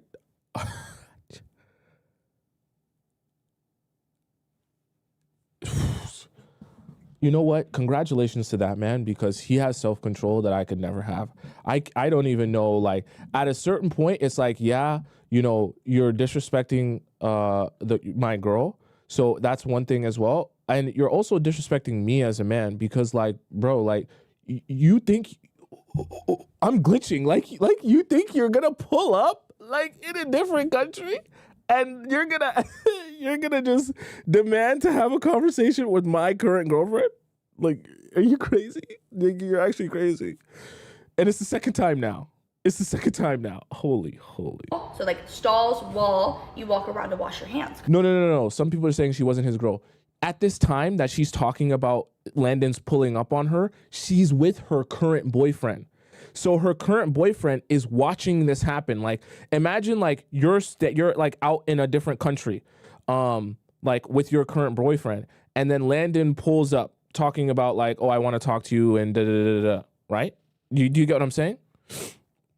You're saying they weren't together, they're dating now. No, but so even still, what were they at the time? Talking? If you're going on a trip with someone, you guys are kind of serious. You know what I mean? You guys get what I'm saying? Because we're not dirty. So I'm gonna go wash my hands. I look in the peripheral vision and I see Camilo and 5 guys. He's surrounded by 5 guys and 1 bodyguard. They're all yelling at him. I'm like, oh my God. Look at me starting another issue. I'm like, oh my God, I'm the problem. I am the issue. Like, I feel so bad. This poor innocent man has nothing to do with this, and now I'm gonna get fucking jumped. Wasn't scared. Camila would have won. I'm not scared. But it was more shameful. I'm like, why does this man that has not done anything but been sweet to me have to deal with someone from my past? Why do I have such expensive baggage? I call it expensive. Yeah, see, so like I said, they were, even if they weren't dating at the time, they were talking. So, I mean, and you got to kind of be talking to someone semi-seriously to be going on a trip with them. So it's not like they were nothing to each other or just friends at the time, right? Like, they were a thing. Expensive baggage, because it cost me a lot in therapy. Like, why do I have to put myself in an embarrassing situation where I'm looking like another girl that's crying wolf, like the little boy who cried wolf? Like, no, I look like a damsel in distress. Like, that's so embarrassing. That's so shitty. Like, I even was like such a low vibrational being to be attracted to these men. Like, now he's thinking that I have like no, like, I was just in my head, and I'm so ADHD telling stories. I just want to make sure I don't leave anything out. He's emailing me. I think the last email, anyway, sorry, the fight. Some people said they met on the trip. Isn't she not referring to the guy that lives in her building that's now her current boyfriend that she went on the trip with? Or am I tripping? The thing that y'all are waiting for. He does, no one swings, no one does anything. My boyfriend is Colombian, so he does speak Spanish, and we're in Spain. Duh. So now, Wait, the GM, I think the last email, anyway, sorry, the fight. The thing that y'all are waiting for. He does, no one swings, no one does anything. My boyfriend is Colombian, so he does speak Spanish, and we're in Spain. Duh. So now, her boyfriend is Colombian. He doesn't live in Colombia. So this is her man from her building in Miami that she went on a trip with. Am I tripping, chat? Like, that's how I'm understanding this story here, right?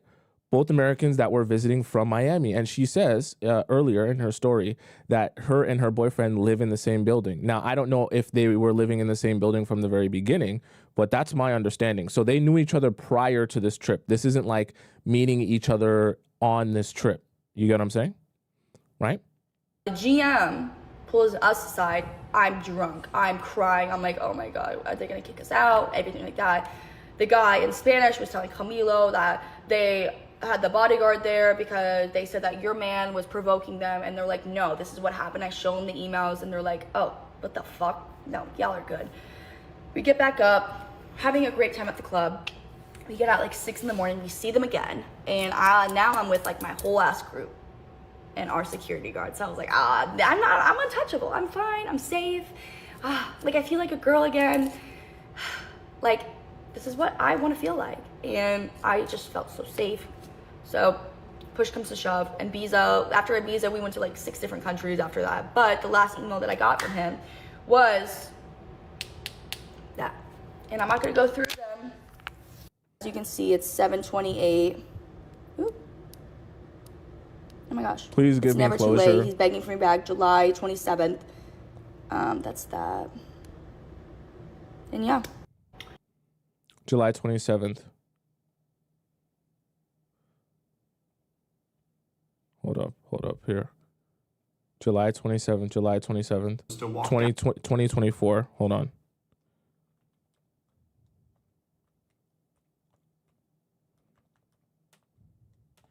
I was just kind of following this path that led me into Ibiza last summer.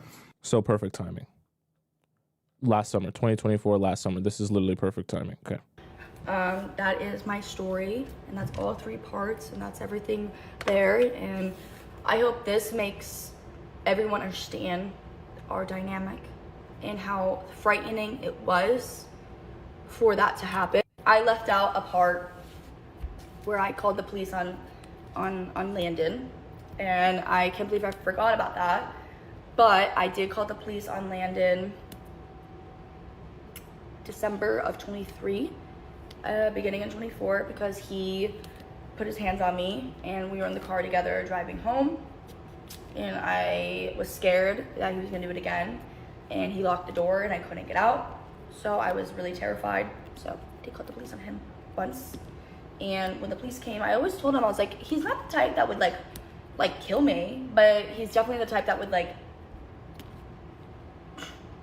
would kidnap me, and then I never see my family again. And then I've watched you, and I realized, damn, like that's Landon, and it was his favorite show. So if that's not.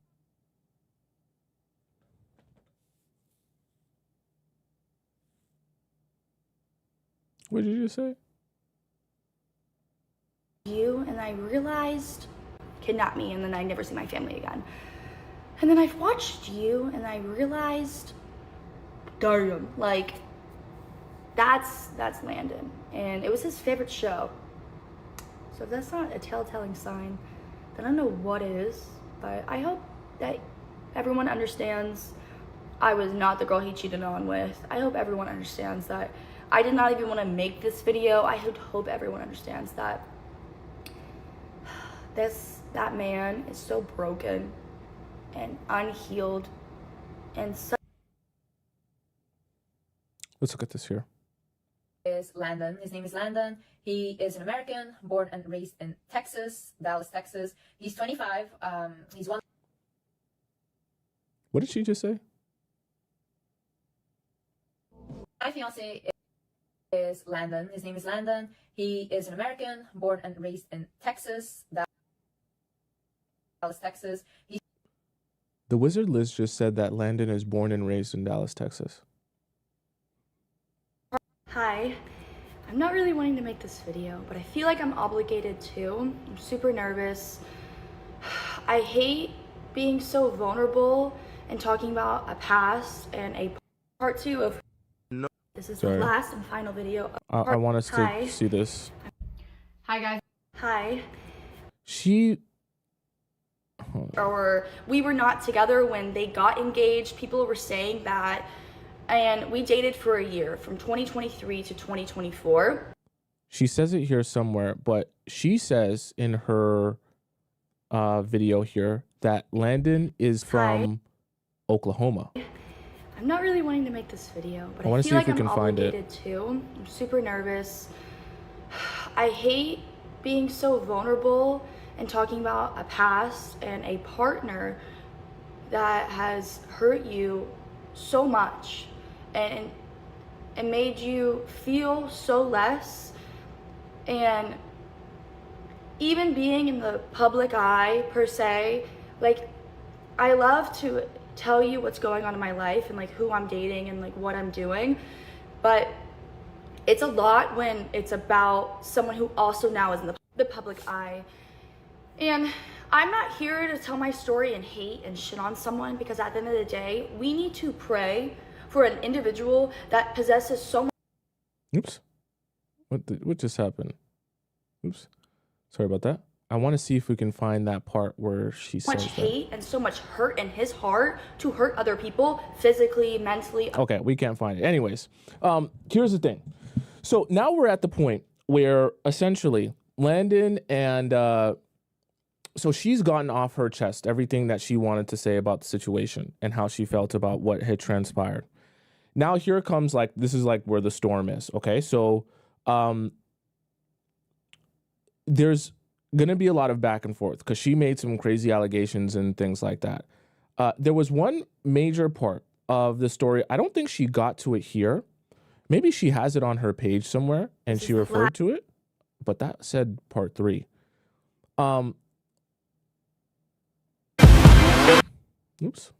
There was a point where she did mention, here we go. Let's watch this show. About this, unless it continues to progress. I'm here to talk about the screenshots of me warning Liz and then having a conversation with her on the phone all the way back in November and October. So she's now basically going to say that she did send a message to Liz about him when she realized they were together. October of 2024. I do want to talk about the fact that Landon has found my dad's phone number and my brother's phone number, and then reached out to them and was harassing them over and over all night and all morning, trying to get me to take down my videos. He also reached out to someone that I have a relationship with that I was also in a content house with in Fort Lauderdale, asking her to persuade me to delete the video. And damn, she's shaking. I was even told by her, like, keep it up. Like, I had no idea and everything like that. But I just want this to rest and I want to move on with my life. I didn't say anything online for a reason. She, to my knowledge, was in a happy, healthy relationship, and I'm not going to strip someone of that. Like I always say, everyone gets to know a version of you because you keep on healing and you keep on becoming a better person. So in my eyes, I was like, he's engaged to a woman that if he looked the other way, she would drop him. So like, of course he has to be on his best behavior. He healed from everything that he did to me. He's moving on in life, thank the Lord, because I'm already moved on and I need to start like healing and becoming a better person and like focusing on other energies and like not giving him the energy to even be scared. But I did get a phone call from her back in September, the last day of September. I think it's like the 29th or 30th, don't ask me. I got my motorcycle stolen out of my building, and I don't know how the hell that happened, but it did. And they said that, you know, keep on like keeping an eye out. We're going to be calling you from no caller ID, and I know that from experience because I did have to call the police on Landon once in November of 2023 or December of 2023. And when the police come and they call you, and like I lived in a gated community, so they had to be like, hey, like open up the gate. They call you from no caller ID. Like that dispatch officer calls you on no caller ID. So I was like, okay, great. Like it's October 4th or 5th whenever she called me, and I'm like, okay, I answered the no caller ID assuming it was going to be the police. It wasn't. And I have friends that are, I don't know what the correct verbiage is, but they're Middle Eastern and they have an accent. And she called me, she's like, who is this? And I was like, you call They're Arab. me, like, who is this? And then she said, my name is Liz, who is this? And I was like, I don't even think I answered because I was like, is this the moment where I tell her everything? Like, oh my God, like, how does she get my number? Like, I was like, and I think that's when she hung up on me, and I'm gonna show you that phone call. That's when it was a no caller ID, and obviously Landon had this phone number because we were together, and that's when it was 5 days after I got my bike stolen. Like I said, the only reason I think it was her was the accent and the fact that she said her name was Liz, and then I was like, oh my God. And then I was like, I had such a heavy heart because I know what it feels like to be like going through your partner's phone and then finding like he reached out to like an ex, or that he reached out to other girls. Like, I know what that feels like because I experienced it for so long in that one relationship. So I was like, oh my God, like, do I say something? I'm going to my therapist, I'm asking her for closure and guidance. And then, oh my God, I'm still breaking out in hives. Like, look at this. Oh my God, I hate talking about this. I went to my church. I started becoming a volunteer at my church, and then I didn't bring any names into it because I was too embarrassed to even say that, and it's not my position to even say that, and I would never come on here to publicly like diss someone, and like that's just not the person I am to my core. I am a girl's girl to the end of the day.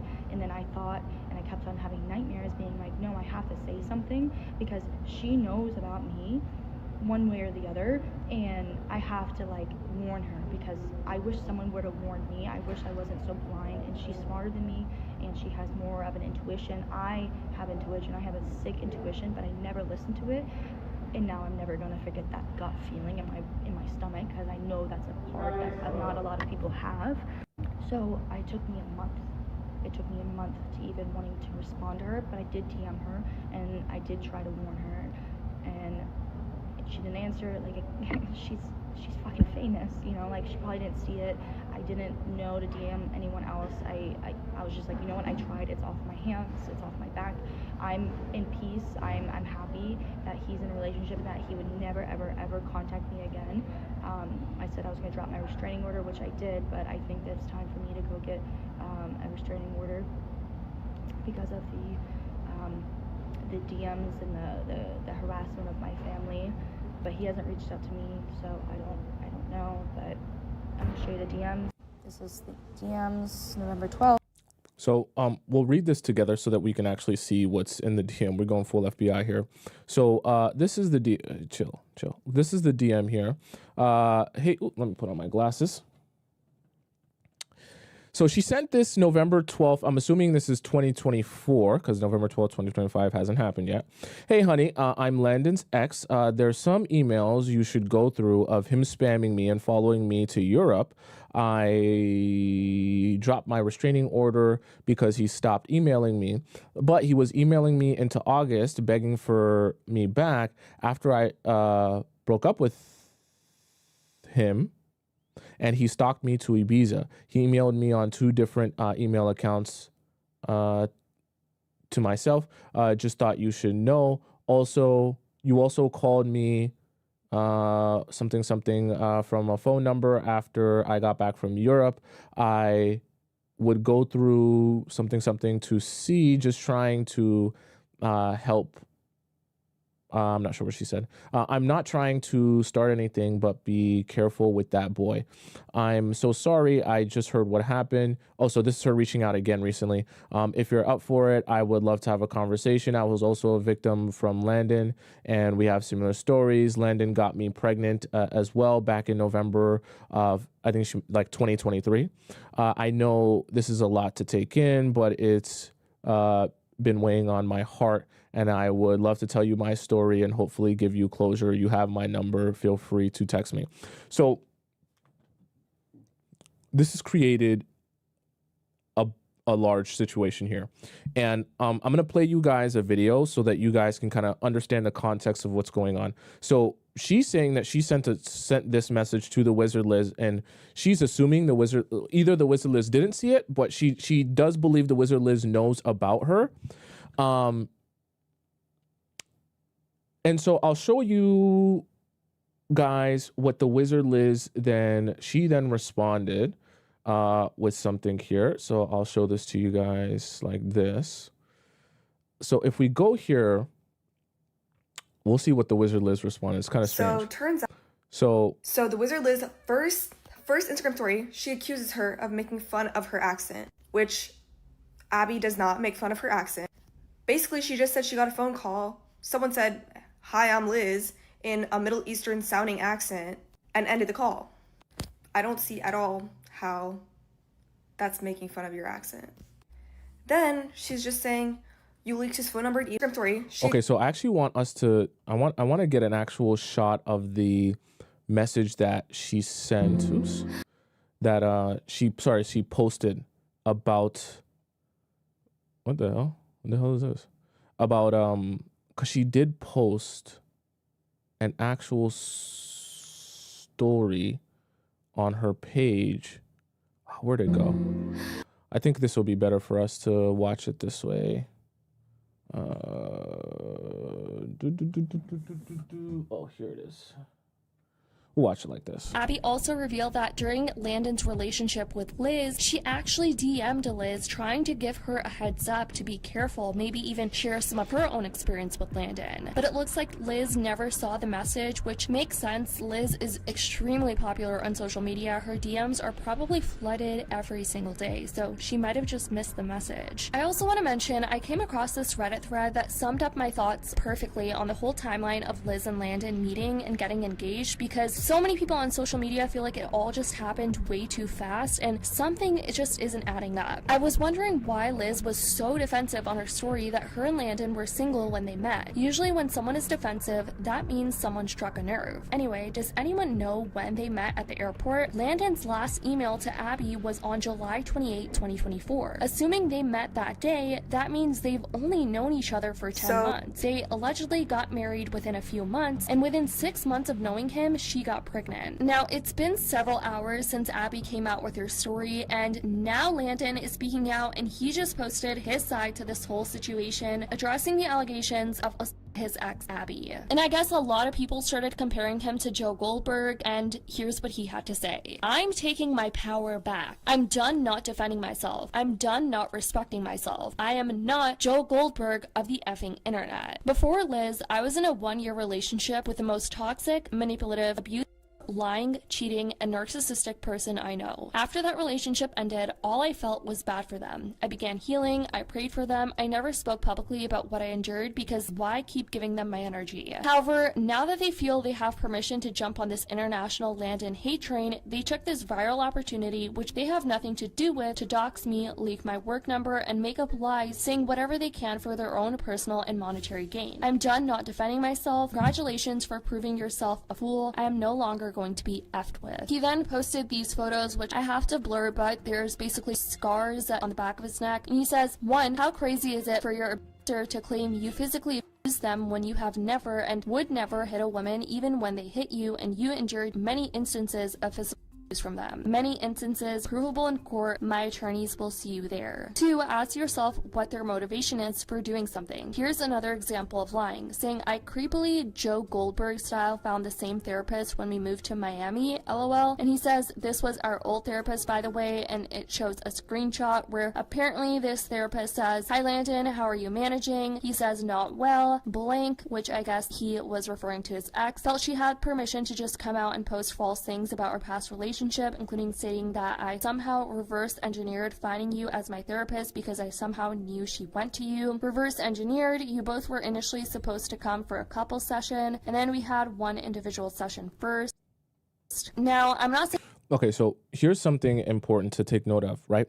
I never want you guys to think that... So everyone tells their own version of a story. So I don't even believe that everything that the Abby girl says is completely 100% true, or everything that the Landon says is completely 100% of a lie. I always think that the truth lies somewhere in between.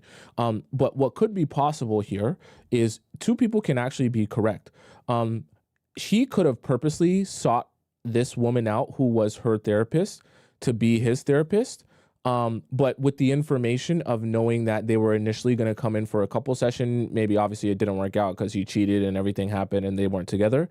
But then in his knowledge of the fact that that was the therapist that they were planning to go to, he then chose that therapist as his own individual therapist to basically get another opportunity of like being close to her or whatever the case may be. So in that kind of scenario, both parties can be correct. He followed her and got her therapist, but the way he gathered the information wasn't necessarily by stalking her. It was because they talked about, you know, recommending this girl in a couple sessions. They just never got around to it. Saying these messages are fake, but it's so easy to fake messages on iMessage, just saying. He then posted this story writing, imagine how much trauma this inflicts on someone who actually wants to be a great father. So much proof. These are the text messages. I can't block you until I know I'm not pregnant. So I'm assuming Landon's blue here, and the ex-girlfriend, this girl right here, this girl Abby, is the white. Okay. So let's see here. Where'd I go? Where did it go? There you go. So she says, in that case, I hope you're not pregnant. So Landon says, in that case, I hope you're not pregnant to Abby. If I'm pregnant with your baby, then we're going to do the mature thing and get rid of it, and you'll fund the whole exorcism. Exorcism. Have a great life, Landon. If I'm pregnant, I'm going to send you the bill for my treatment. So then he's saying fake pregnancies and manipulation to think she was doing all this lying while meeting sugar daddies. I thought this was real. I hope one day you get something pregnant and she has a miscarriage. What? And then understands what she went through because this is what I did alone. I hope you make her pay for everything. It's a pretty sick message to send. If I'm pregnant with your baby, then we're going to do the mature thing and get rid of it, and you'll fund that whole excursion. Have a great life, Landon. If I am pregnant, I'm going to send you the bill for my treatment. He captions it, fake pregnancy / manipulations. To think she was doing all this lying while meeting sugar daddies. I thought this was real. He posts this, writing serial liar, by the way, and then he posts a bunch of text messages. Found out they talked for a month, made out, and went to Mexico together. Cody, I blocked and didn't even kiss. WTF. I never cheated with any of them. Okay, no, this is just... What is this? Went on dates with them. Just giving you a sense of the person. Thank God I saved all our messages. 5. Imagine dropping your girlfriend off at the airport to go see her girls in Vegas when in reality she went to meet a rich, fat, old sugar daddy. Multiple times. Funny at this point. I believe this person a pathological liar, and I hate to even post... That might honestly, what he said might not be untrue. Like, she may have done her own stuff to go take care of her situation. But then we also have to be factoring in, this is at what number of times that he's cheated on her. I'm not saying that it justifies it, but I do know that sometimes girls get into a mode where they're just like, you know what, F it. We'll be together. You do your own dirt. I'll do my own dirt. And it's like, we just both hurt each other. I'm not saying it's right. I'm just saying, like, what point in the timeline was that? You know what I mean? This to the internet, but I'm done not defending myself. This person does not care about what happened between Liz and I. She just wants to personally and monetarily benefit from my image. My legal team is beginning to litigate to the full extent of the law. Somehow all of this made people forget I'm an intelligent, self-made, multi-millionaire serial entrepreneur, aka I'm smart enough to defend myself and get my bag. Thank you. Next. Liz, on the other hand, and she posted a photo of her baby and she captioned it, "Mommy's biggest blessing." All the comments are filled with people saying things like, "His biggest loss," "Wishing you all the best this world has to offer, Liz," just being... Okay, so we're about to get into the backlash. So I'm going to show you guys the video of the Thewizardliz discussing, like we were looking at before, the Thewizardliz basically talking about the fact that Abby had sent her a message to basically warn her about Landon. So this is from the Thewizardliz's story that she posted. Friends, that Landon's ex posted a video saying she had DM'd me before and that I called her. I never in my life have called any woman or been aware that any woman about other women in our relationship. She shows evidence of a no-caller ID number and claims she recognizes me because of my Middle Eastern accent. I'm not Middle Eastern. This feels like you're trying to make fun of my accent. Whatever happened between Landon and, I believe she's just saying her girlfriend, basically has nothing to do with me. I'm assuming that's what she's trying to say. Then there's another post that she made. Then she's just saying... My friend kept commenting that I never called her or have seen her DMs. Wait, what? And her comments kept getting deleted. I don't understand what your motive is. She also leaked Landon's phone number and email, and people are calling and texting him every second to unalive himself. I don't want the father of my child to hurt himself. He's already going through it. Phone number and email, and now he's trying to hurt himself, and it's all your fault. Crazy, because Liz is the one that made this public.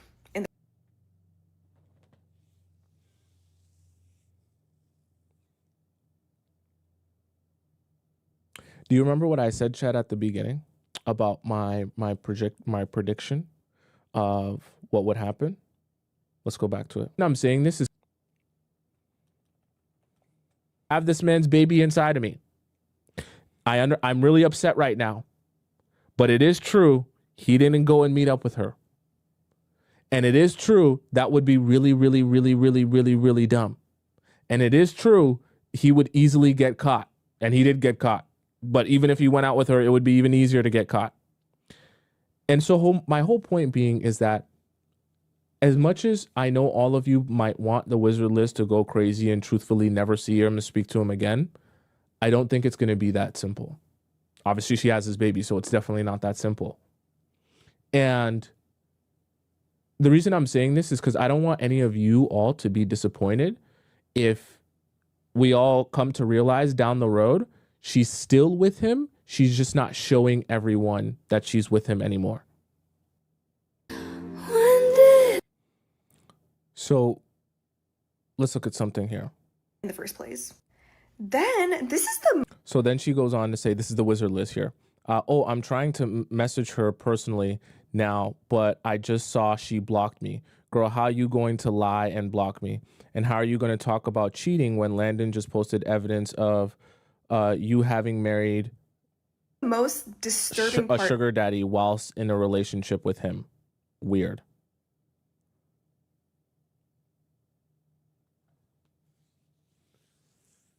So it seems like I'm not saying having a change of heart, but seems like now she's doing a little bit of defending for the man that she villainized. She accuses Abby of cheating on Landon while they were dating. Which, to that, why do you care, right? Why do you care what Abby did in their relationship? That should be so beyond irrelevant to you. The point is the point, which is that Landon cheated on her, he cheated on you. What she did should have no relevance to you whatsoever. And to me, this proves that she's obviously still in contact with Landon. They're obviously talking about the whole situation. Landon is obviously has done something to defend himself to her, which she believed, and now she posted this. This was her last story. Cheaters should date cheaters, whatever. I don't know, y'all. This whole situation is screaming she felt threatened by Abby for whatever reason. And I feel like it's always, girls support girls until the girl switches up to defend her man. But me personally, if I was Liz,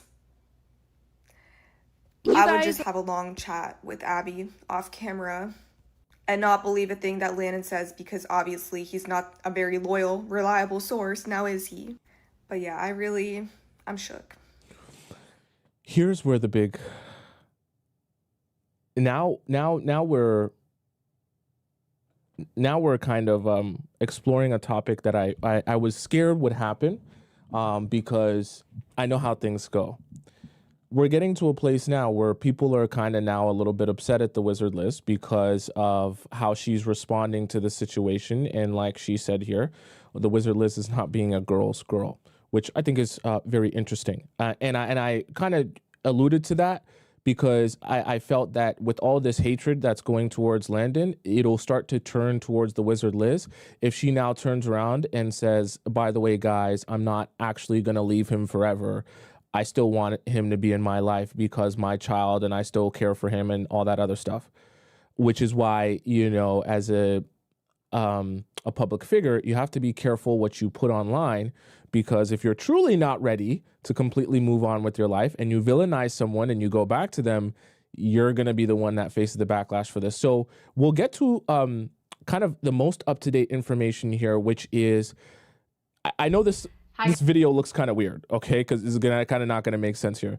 This is not the Wizardliz. This is the Wizardliz's sister, okay? So she looks a lot like the Wizardliz. And she's essentially going to speak up to what Abby said, whether or not the Wizardliz spoke to her, what transpired. She's kind of being like the mouthpiece for Liz. Hey guys, I'm making this video to address some stuff that are going on. By the way, this is not Liz, right? Yeah, this is not Liz. This is her sister, Sab. Online. Oops, where'd it go? What happened? What just happened? Hi guys, I'm making this video to address some stuff that are going on online that are just false. Landon's ex-girlfriend decided to come on TikTok and share her story, which she has the right to. But then the last video, she is claiming that my sister called her, so Liz called her.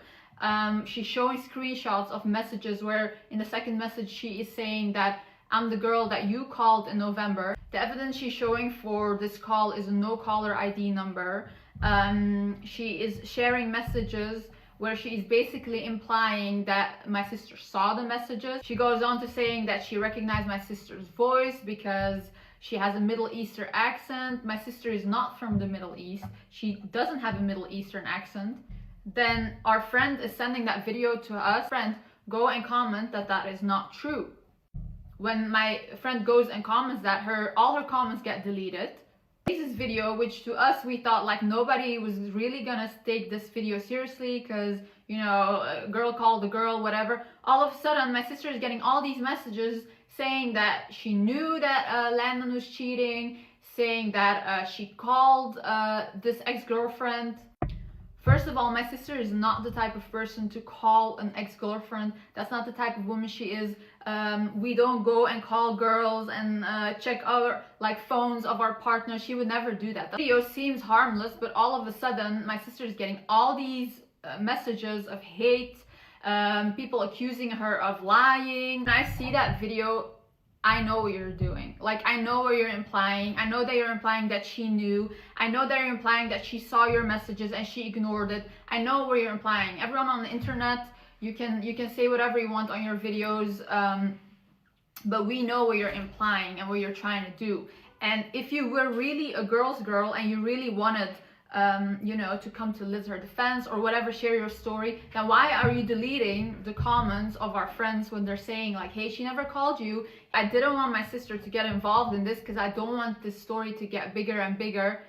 Liz was like, I want to message her. I want to ask her why she said that in the video. So then my sister goes and tries to message you and she finds out that she's blocked and she cannot find your name. When I look you up on Instagram, I can find your name, she can't.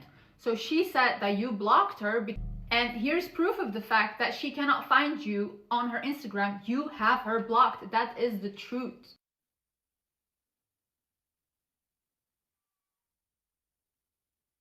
I'm assuming that's Thewizardliz typing in the girl's name and not being able to find it to show that she's blocked. I'm just going to make that assumption, right?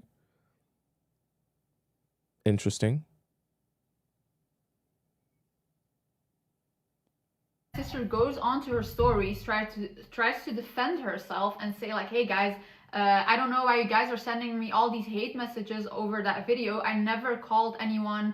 I never received any message. You guys have to understand that Liz is very hormonal right now. She's 4 months pregnant.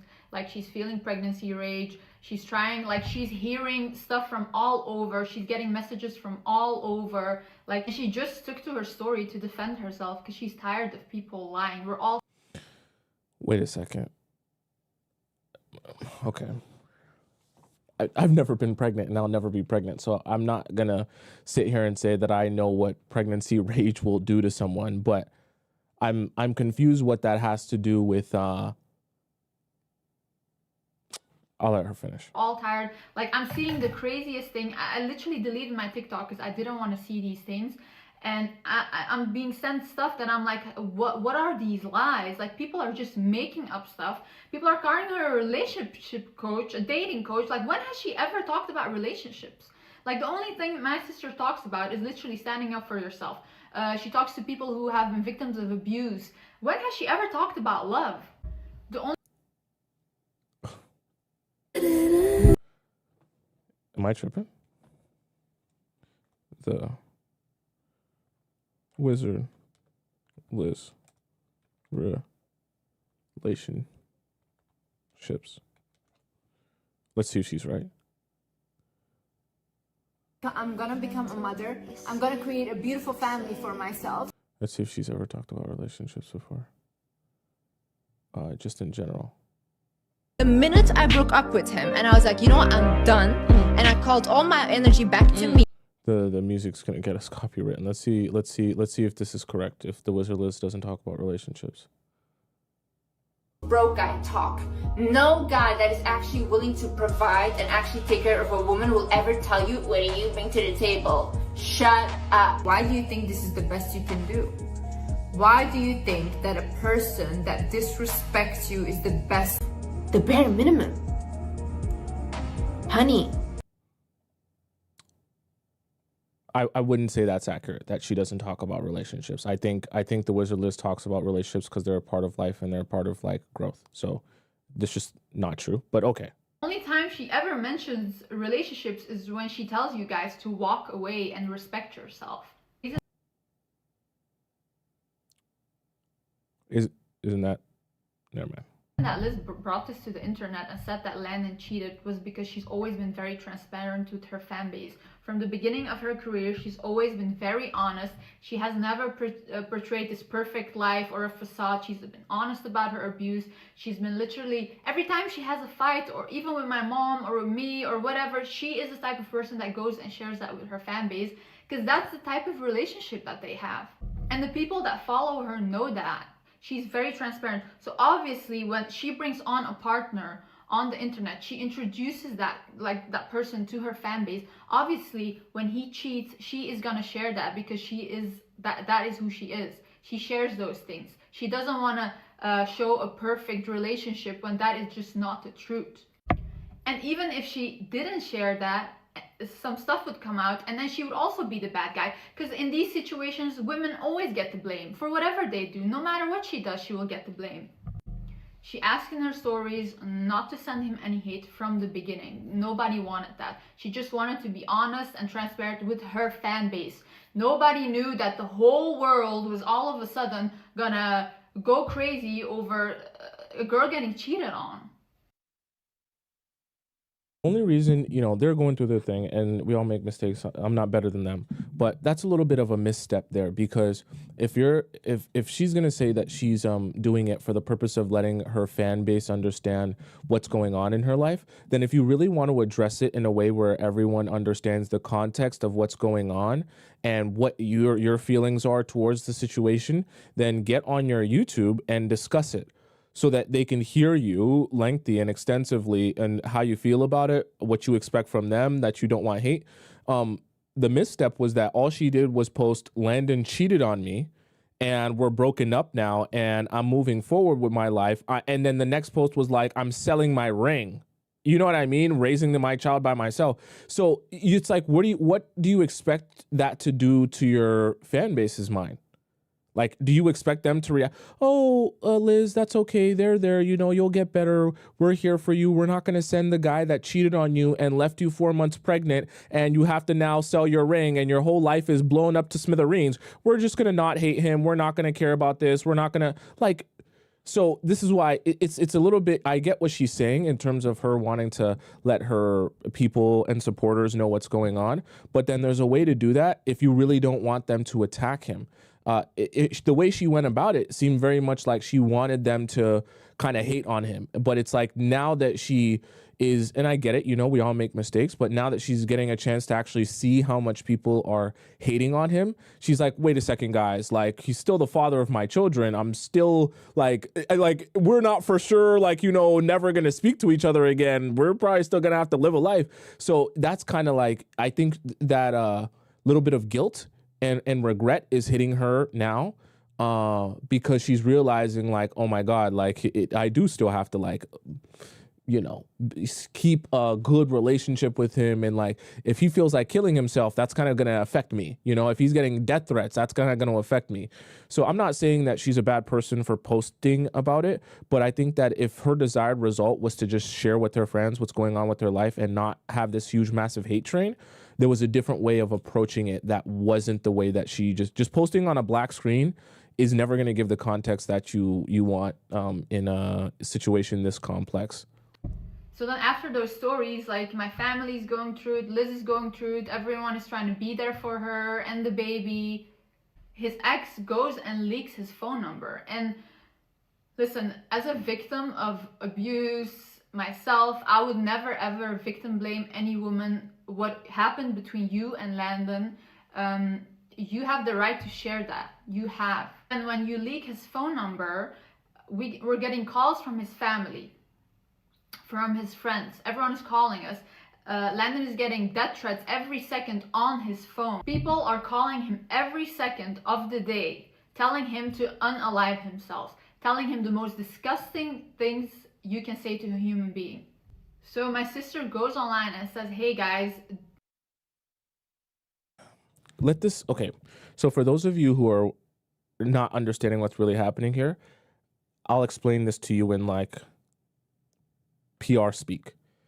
They still have a very much regular relationship with Landon. Not only does Liz have a relationship with Landon still, I'm not saying in a relationship with him, but a relationship with him, but also her family and his family have a relationship with each other. They are not like, so for any of you that are thinking that Liz is like, you know, just on this quest by herself, totally forgot about him, all his things have been moved out of her place, she doesn't speak or hear about him anymore, she's on this new journey by herself, being a single mother, raising the child by herself, never to hear from Landon. That's not what's happening. So because some of you might not be able to read between the lines of what she's actually saying here, they are very much still involved in each other's lives.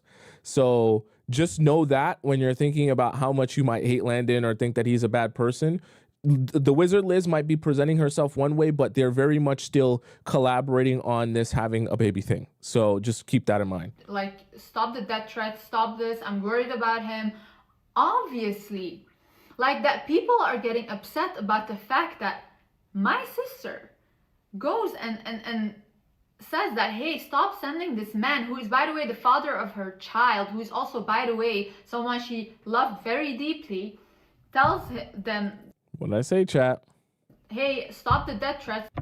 You guys are canceling her for that? She's now all of a sudden back together with him. First of all, she's never getting back together with him. That's not happening. When she leaves, that's it. Stop making up lies. Obviously, nobody wants anyone to hurt themselves. If you're the type of person that sees that someone online got cheated on and you go to that guy and message him, unalive yourself, then there is something really, really wrong with you. And nobody here is defending what Landon has done. Liz is not defending him. She is trying to make sure that nobody hurts themselves. She is not getting back together with him. Stop with all these lies. And I know the internet, they just make up stuff, but just to clarify this, she is not getting back together with him. They're trying to find a way to co-parent. And what happened between Landon and his ex-girlfriend is going to court. So they can go and defend themselves in court and, you know, may the liar get what they deserve. I just want to say, like, to the people that supported her and are with her. okay, so we're going to watch a bit of a video that is coming from, she's a great creator. I'll start her out. Spill Plug. She's kind of discussing how people are now canceling the Wizard Liz for what she has said in terms of like the defense of him and how like her audience is now reacting to that. Oh, where's the sound here? Shared a live screen recording yesterday and says that she never blocked Liz. So some proof that she reached out to Liz back in November, if you guys remember. That DM exists, and she even shared a live screen recording. So this is Abby saying that like live on her phone, basically showing that she did not block Liz. So the narrative that she had blocked Liz and Liz, that's why Liz couldn't contact her or see her messages, is untrue. Yesterday and says that she never blocked Liz. So something is not adding up here, and a lot of people are coming for Liz now because it seems like she is doing everything in her power to try and defend Landon, and a lot of people are worried that she is even going to end up getting back with Landon sometime soon. Now, I will say Liz might have not seen the message because, again, she is famous and her inbox probably looks like a war zone, but now Liz is saying her friend was trying to defend her in the comments and that they kept getting deleted, and then she's like, I don't get your motive, talking about Abby like she's scheming or something. You guys, Abby says all she was trying to do with this, she wasn't trying to send any hate towards Liz or Landon, she was just simply sharing her experience with Landon. She showed a bunch of messages, emails, videos. She was even shaking throughout her video and showed her rashes and hives because of the anxiety that was built up while she was filming this video. All the trauma coming back, having to pretty much relive this story. People just feel like at the end of the day, Landon did this all to himself. And the way Liz is trying to... So now let's get a little bit caught up in how people are responding to this whole situation. Abby seemed dishonest. They're saying that is taking sides. Hi guys, I'm making this video to address some stuff that are going on online that are just false. Landon's ex-girlfriend decided to come on TikTok and share her story, which Insta has changed their features. Please don't be convinced by their ridiculous. Sabina continues on this video defending Liz and coming at everyone for making up quote-unquote lies. She goes onto her stories, tries to defend herself and say like, hey guys, I don't know why you guys are sending me all these hate messages over that video. I never called any for Liz. What a shame. Someone commented it's about her victim blaming Abby, and Sabina said she never victim blamed her. There's things you guys don't know because you don't know these people in real life. Hope everyone who's lying gets what they deserve. Her sister was also liking these comments. I'm honestly exhausted by this whole situation. I just wish Liz and her baby peace and quiet. I think it's ridiculous that he lied and manipulated, and everyone says she should have known better, as if women can see the future. This person said, why are you guys only focusing on this call? What about Ibiza and Mykonos? Why are we talking about this one tiny part of the story? This person said about Abby, she clearly was not lying nor making fun of an accent. I don't know where y'all got that. Abby mentioned that she thought it may have been Liz due to her accent. Liz does have an accent. Let's not dwell on the Middle Eastern part. Sabina ended up responding to another comment where someone said, this story is so messed. Okay, so where are we now? Where do we stand now? And what's transpiring now? So this is the thing that I want all of us to kind of try and learn from this situation and future situations. Whenever you date someone, never rest until you extensively get an understanding of who that person is in totality. I know we can't all see the future, like she said, and it's impossible for us to know absolutely everything. And it's not that you want to have a pessimistic mindset, oh, everything's too good to be true. If anyone I meet is ever a good person, then that means it's all a lie because it's always a lie. Everyone's all bad. It's not about that. But it's just about also understanding that when you meet someone, you're meeting them in a vacuum, in the sense that like you're not necessarily meeting their whole personality as other people might necessarily know them. And trying your best to gather as much information as possible will always benefit you in the long run. Because one of the things that we even saw from where was that video here of Liz discussing her, where she was sitting down here, where'd it go? I guess it's we go back here, and she's sitting down and she's talking about how she met Landon, you know what I mean? And we don't know the conversations that they had, but it's like one of those things where you have to have really tough conversations about someone's past, and even make a guy especially feel comfortable telling you the ways that he's not so amazing. Right? His name is Landon. He is an American, born and raised in Texas, Dallas, Texas. He's 25. He's 1 month older than me. I'm a Gemini. He's an Aries. I met Landon 3 years ago, and we met online. He was the first man to ever approach me online and to congratulate me on my YouTube success and to say how proud he was of me. And he was so sweet. And I remember 3 years ago checking out his Instagram profile, seeing some pictures, and I thought, oh, it's a cute guy. But I just thought he's sweet. He recommended a book that I should read because it really helped him as well, and he was really into the same ideology as me. After that, we went a little back and forth, but then after that I stopped answering really because I was getting into a relationship with my previous partner, and I didn't think that was appropriate. We stopped really contact. However, the years following, Landon would always like send me a message or try to congratulate me whenever I had accomplished something big. So we don't actually know the whole timeline on this, but we can assume Landon probably led Liz to believe that when he was messaging her, he wasn't in a relationship. But now that we've had some more information in terms of his whole back and forth situation with his ex-girlfriend, Abby, I'm sure we can probably surmise that there was a little bit of overlap in terms of him being in a relationship with Abby and then sending her messages every now and again to congratulate her or check in on her and things of that nature. Or whenever I was even going through something, he would always send me like encouraging messages, and that was just so sweet. And everything like went his own direction, went his own ways. Understand the whole situation a little bit better, I need to mention my previous relationship. So my previous relationship was for me a very big learning lesson, and it was a very clear repeating pattern of my father wound repeating itself in a partner.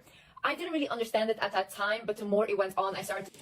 So very interesting, chat, how this is transpired. And where this is at now. I want to ask you guys, what do you guys think overall of the situation? And do you think that the Wizard Liz is going to get back with that man? Or do you think she's just going to completely move on, raise a child as a single mother? Or do you think it'll be like a little bit of both, where she's not fully with him, but they definitely are still in each other's lives, but they might just not be married or engaged, right? What do you guys think is going to happen? Someone says stuck in a loop. She is, but she will regret it. He's low-key narcissist incel type. Both. She will get back with him. Aries exes are the worst. Yes, she'll go back to him or both. She will for sure get back with him behind the scenes. Of course, she's getting back with him quietly. She better leave. He's crazy. I don't know. I think he's going to cry himself to sleep. She won't tell us, but she will take him back 100%. She has no choice. They're going to have to co-parent. This is the thing about co-parenting too. And I've noticed this in helping other women with their situations, is that the co-parenting can kind of be a little bit of a trick, because when co-parenting is going really well, especially for the women, they start to believe, well, that maybe that means that we should be in a relationship. So like when he starts being really nice, really courteous, going out of his way for her, talking nice to her, treating her, oh, let's go out for dinner with the baby. Let's, have a nice play date with the baby. Oh, let's, whatever the case may be with the baby, a picnic with the baby, it starts to feel like, oh, we're a family, like we're doing these nice things, but maybe we should actually be together. That's the really difficult part about co-parenting from me helping other women, because as soon as that starts, the women start to feel like, well, that means that we should be in a relationship. So there's a little bit of an element of being unsure about if you're supposed to actually be together or not be together, especially when you're continuously seeing the person and having to like collaborate with the person to have your child. So I understand that can be very, very difficult. Okay, chat, let's hop into our next segment of the day, which we did a lot of reacting and things here. So you guys know what time is coming. For those of you who are new here, you might not know what time is coming, but I'll let you know, or the chat can let you know, because they should know what time is next and what segment is next, okay? It's a special time. It's an amazing time. It's a time where you're going to laugh and you're going to cry. Don't look at your clock. Don't look at your watch. Don't look at your phone. Don't look nowhere else in your entire home. If you don't know the time, I'm going to tell you the time.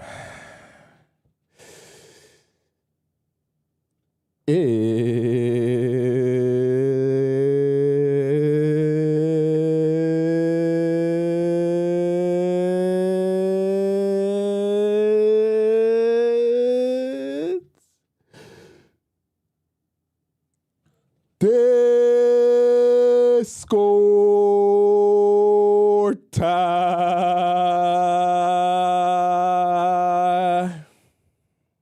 Yeah. Okay, chat. So Discord time is essentially where all the amazing members of our Players Club Discord community get an opportunity to ask me a question about their relationship or their situationship. So hopefully you don't end up in the same situation as the Wizard Liz. And I give my advice from my perspective on that. Now, I'll tell you the different ways in which you can submit your question to me, and I'll read it out live on this show. So the first way is by going to the link in my bio if you're watching this on TikTok, or in my description if you're watching this on YouTube. Click where it says Discord. It'll take you right to our Players Club Discord, and then you can submit your question into our relationship advice forum. And it is a first come, first serve forum where I answer the questions. I'm only one person, so it takes me a while to answer the questions. Now, if you ask your question today, it'll be hard for me to get to it just because there's a queue, right?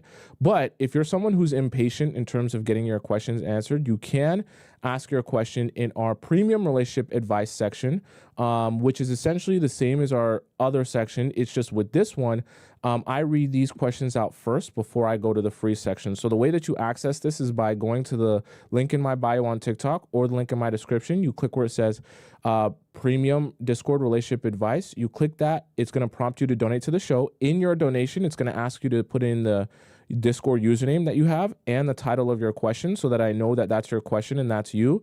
And then you'll get a chance to ask your question that way and skip the line. For those of you who want to ask me a question privately and you don't want it read out on the show, you don't want your information out there, you can also send me a question through our private hotline by going to the link in my bio on TikTok or in my description on YouTube. Click where it says private relationship advice, and then you can submit a question to me that way and I'll answer it with a voice message. Okay, let's start off with our first premium question of the day, which comes from Player Gal. All right, Player Gal says, dating tip. Tomisin, first of all, thank you for all your useful advice. I love your show and I'm learning so much. I've been noticing that when I'm on a first date and the guy sees me for the first time, I usually notice that he gets a bit nervous and there are a few seconds of awkward silence that I immediately cut with a question to ease the pressure. But since you tell us so much about not easing the anxiety of men, is this a bad thing? Should I hold myself back and let the guy feel nervous? How nervous he is? Thank you. You are the best. Nothing wrong with a little bit of silence when you're on dates, okay?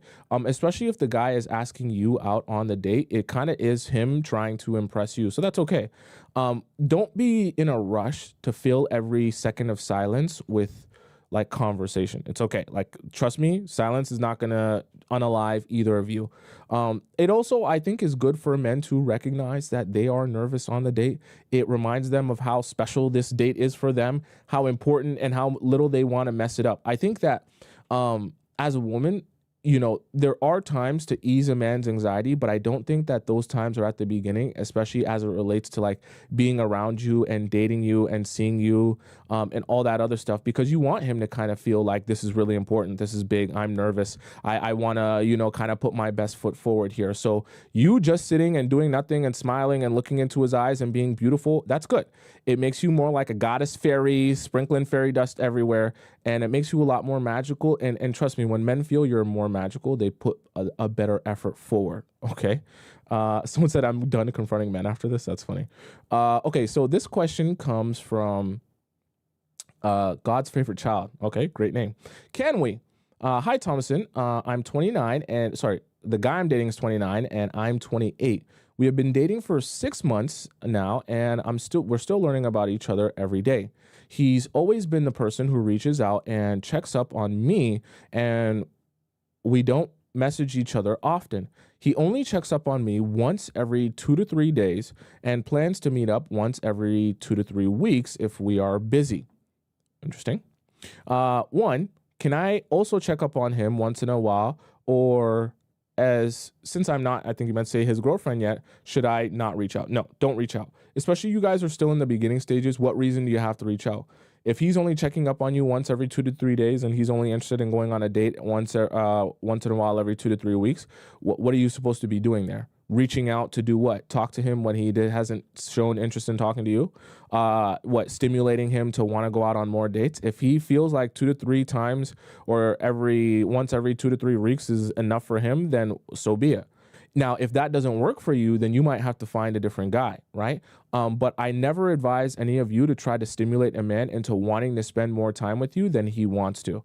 If he doesn't feel it's necessary to spend more time with you than that, or he's not asking you for more of your time or more access to you, you don't need to be doing anything to make him want that or make him see that or feel that.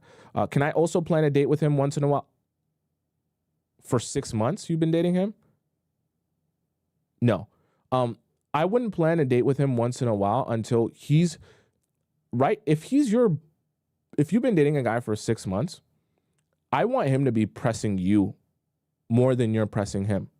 My concern is if you guys have been dating for 6 months and he's still at the 2 to 3 week frequency and he doesn't have any desire to see you more. My concern is if you start thinking about how you're going to plan dates, he's going to stop doing that. I would love, until you start getting to the point where he's pressing you like, I want to see you more, and you're the one saying, I don't have enough time to see you. That's the only time I'd say you start transitioning into planning dates, right? I don't want you to be thinking about planning dates and this guy isn't even at a place where he wants to see you once a week yet. Do you understand what I'm saying? So that's why I kind of want to adjust your timeline there. As he has always been the one who reaches out and plans things. Sure, no, we keep it going this way. He says he misses me a lot. of times whenever we are busy and unable to meet. But so if that's the case, then he should be asking you out more times than every 2 or 3 weeks. Do you get what I'm saying? If that's true. But I have never said it back. But there was one time he asked me if I miss him, and I told him he will find out in person. That's actually a great answer. We met, and I showed him how much I missed him through actions, and he knew I missed him. Is it okay to keep doing this and never say it back, or can I say it back? I actually like what you did there. You transitioned the, I don't want to have silly, stupid talk over text. If you really actually miss me, then you'll pull up on me in person. I actually think that was a perfect response. I would say do that every time he does that, because you don't want your messages to become, oh, how was your day? I miss you so much. Oh my God, send me a picture of you. Oh my God, you look so cute today. Oh my God, you're so pretty. Oh my God, I was thinking of you all. Because at the end of the day, after a while, you'll start to hate those messages when you realize those messages won't come with any dates. So if you just literally transition the, oh, you want to get and I miss you back, you ain't getting that. But if you want to feel my presence, feel my energy, then you take me out on a date in person. And then when we see each other in person, you'll feel that presence and that energy. But we're not going to be doing this over, oh my gosh, I miss you so much. I can't believe I want to see you again. Like, because if that's not going to come with the date, it's useless to you. He has a very close best girlfriend or best friend. That's a girl. And they have been besties since they were little babies. I'm not jealous or concerned at all, but she has been very caring towards him and currently dating a guy who looks very similar to him as well as personality. Should I be worried? Yes. Let me say it like this. This girl and guy best friend thing is not a thing. It's not a real thing, okay? Maybe Gen Z has adopted this mentality that we hold hands and sing kumbaya so we're all friends forever. That's not how real life works, okay? I'm not saying that it's bad for a guy and a girl to be friends, but this whole idea that me and this girl are best friends really means one person, I'm not saying both, but one person out of that best friendship has actual romantic feelings for the other, and they're using best friendship to hide the fact that they truly have real romantic feelings. They just don't want to act on them. They're either scared or fearful to act on them, or they feel like it won't be reciprocated, so they'd rather have that person in a friendship sense than to not have them at all. Now, depending on the situation, it could be one person or the other who has those romantic feelings, because it might not be your guy, it might be her. And in some cases, it might be the guy, right? But it's always one person. Vicky said, I disagree. You just might be the person who doesn't have the feelings. See, this is the thing too. You can be in a situation where you have a guy best friend and you're thinking in your mind as a girl, I don't like this guy. I see him as a brother. I would never in a million years sleep with him. And you're convincing yourself that he feels that same way about you because that's how you truthfully feel. But trust me, I'm a guy, okay? Me man. Guys don't necessarily feel the same way about you as you feel about them. And the truth of the matter, I'm a guy. I have guy friends. I sit down, I talk to them every day. If you were to offer that guy friend that you're thinking he's like a brother to me, I would never sleep with him in a million years.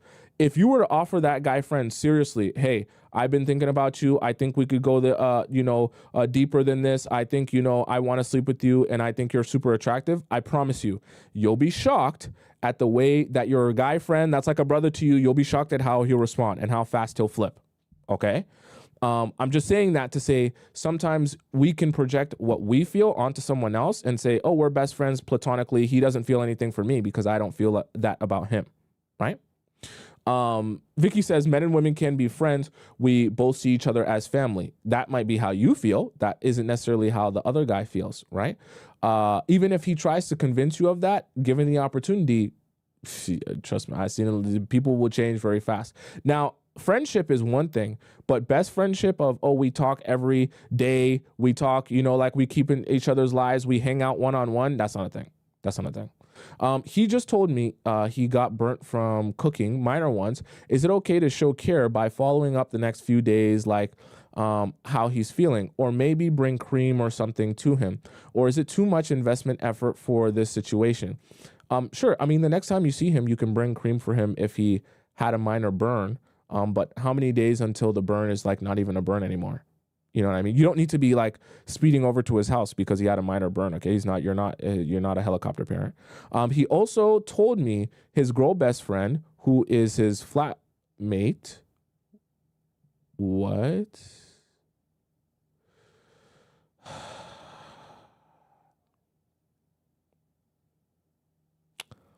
He also told me his girlfriend, best friend, who is his flatmate. For those of you who are American, don't understand what this means. This is roommate in UK terms. Okay, UK people, they say flatmate. This just means roommate.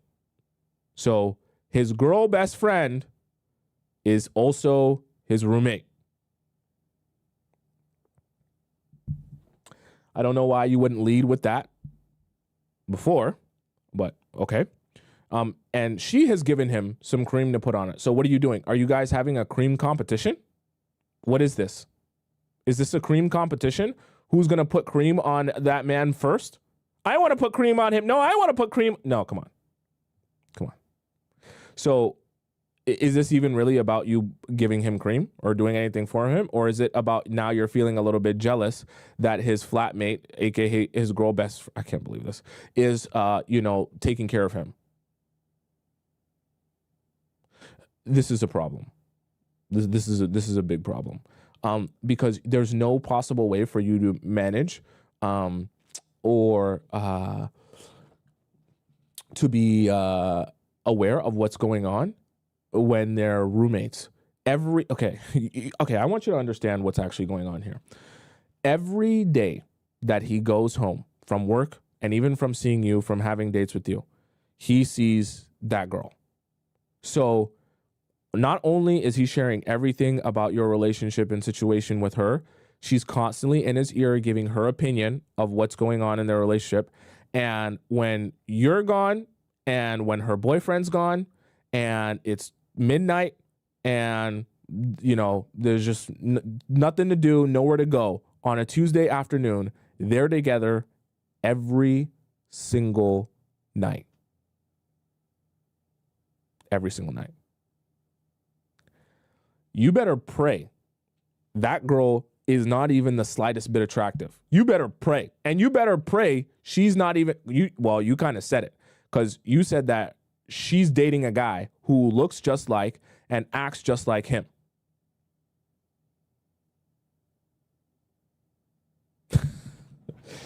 But I tell you, boy, you might need to curb your expectations of this situation for now. Should I not bring him any? Don't bring him a damn thing. No cream for him. Okay. I'm not sure bringing him cream would show that I'm desperate for him or showing that I care. As we are now in the 6-month stage, should I be worried if he isn't asking me to be like his girlfriend officially yet? I think right now your main concern should be getting to the bottom of this flatmate, roommate, girl best friend situation.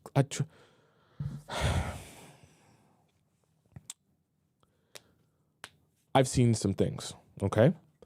And I want you guys to really understand this. Like I've lived in the heart of Toronto, like in the strip, like right where, you know how they talk about Miami Brickwell, like in the strip think of where all the clubs are, all the entertainment is. I've lived in the heart of a major city, right? Toronto's just like a smaller New York, not even that much smaller.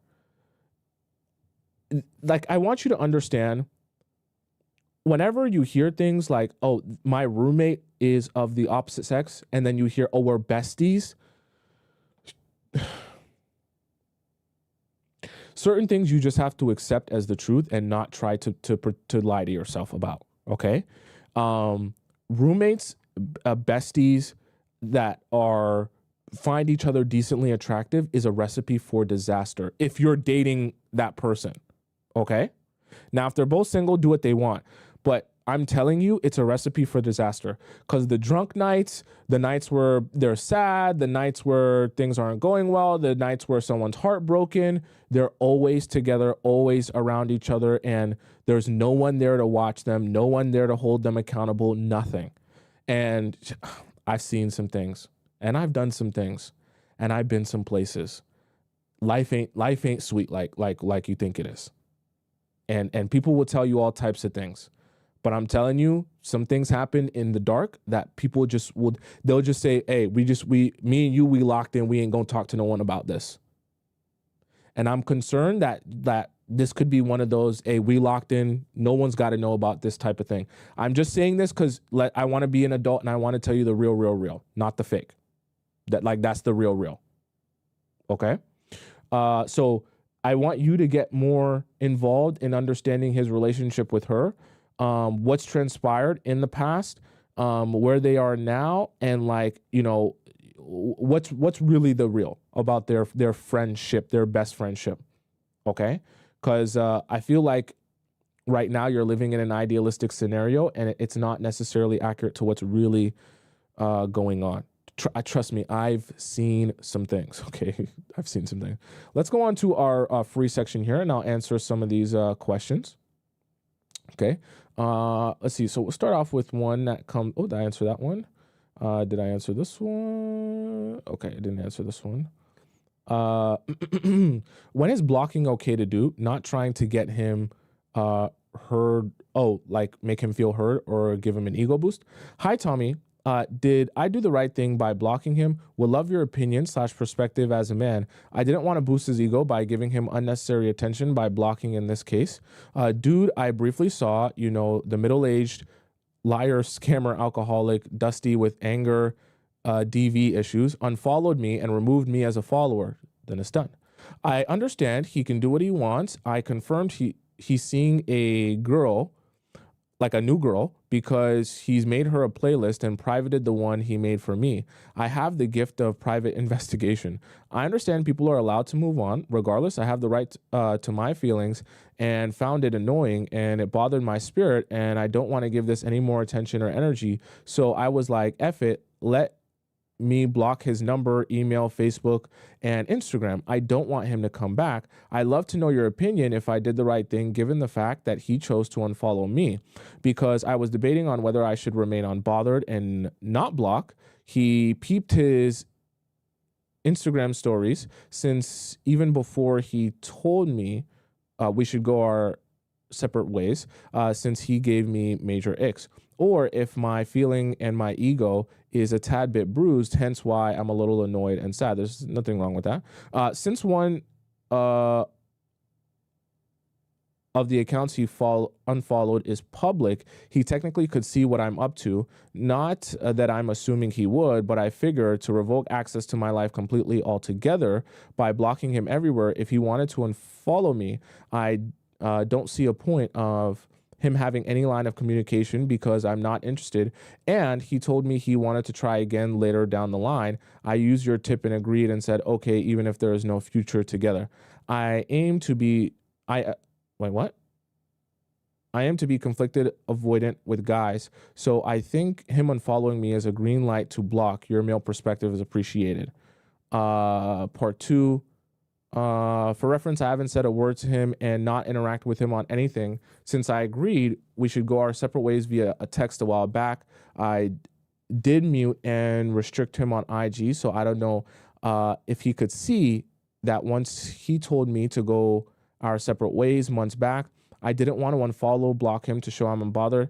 I had peeped my IG when I was managing it and peeped his playlist a couple of days ago. I love to not validate his ego, especially since mine is bruised a little bit. Okay. Let me see here. So this is kind of the same. I'm just trying to see if there's anything that pertains to it because I already have my answer. I think that removing him is unfollowing him and blocking him. Well, he already kind of removed you as a follower, but blocking him is perfectly fine. See, what you have to understand in this scenario here is that the most important thing is your sanity. So if you're feeling like you're starting to because he removed you as a follower, you're like, oh my gosh, this guy thinks he's bigger than me or whatever the case may be, and he's just moving on, whatever. The moment you start feeling bothered about it, just block him for your own sanity of feeling like, all right, you know what, it's done. He's not going to be able to see any of my profiles or check up on what I'm doing either. So it's fair, right? He unfollowed me. He's private. I can't see what he's doing. He can't see what I'm doing. We're both moving on. So in that scenario, the reason I say blocking can also be a tool is blocking shouldn't be for like, oh, I want to show him I'm done, but I'm not actually done. Blocking should be for yourself when you know personally you want to move forward with your life and you don't want to be constantly reminded of that person and going back and over again in your mind. So in this scenario, it's actually really, really good for you. Like you can block him so that you can properly move forward with your life. Part 3, also, can you provide your perspective as to why he or any guy would say, I'm serious about you and want a serious relationship with me, but then date someone, I think you meant say, like within a month or a few months after? Does it speak to a guy being an opportunist, as you said in the past? I know people are allowed to move on, and some subset of guys, such as him, don't have integrity and lie. He lied about a major bad things, as I mentioned in the past, but I'd like to know your perspective. Well, you also have to factor in your relationship was basically ending anyways because he was going to move to Canada, Vancouver, I believe, and you had no intention of moving to Vancouver. So like your relationship was already going on a path of like it's going to end because what he wanted for his life and what you wanted for your life, it was not in the same, like you guys weren't even going to be on the same page or in the same place. So that also could be a factor. Now, what his plan is with his new girl, we don't know what his plan is with his new girl. I wouldn't necessarily say that's being an opportunist, but if one relationship doesn't work out, it's not a crime for him to explore new relationships. I just think that for you and him, it wasn't aligned in terms of what you wanted, the type of relationship you wanted, the type of man you wanted, which is perfectly fine. And if it wasn't working out for him either, that's perfectly fine that you guys both recognize, hey, even though there were some parts that we liked about our relationship, there's also other parts that we don't like, and moving on is okay. LP Baby says, why glaze me up though? Like, you mean like why gas you up?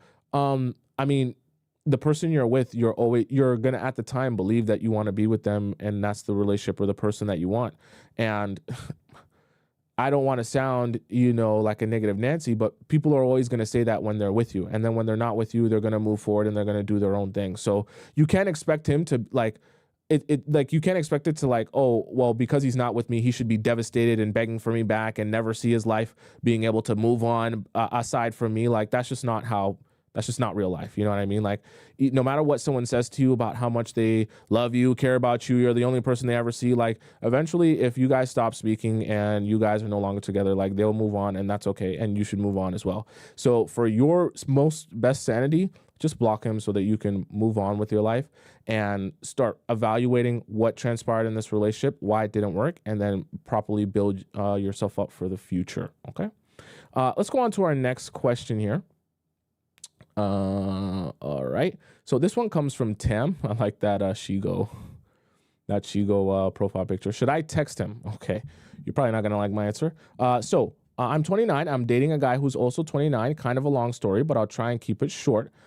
We saw each other for 5 to 6 weeks, and he was ticking most of the boxes for me emotionally. I had lots of friends give me bad advice, advising not to go with him because he had money. Wait, what? Because he had no money. How is that bad advice? You had lots of friends give you bad advice, advising not to go with him because he had no. That's actually good advice.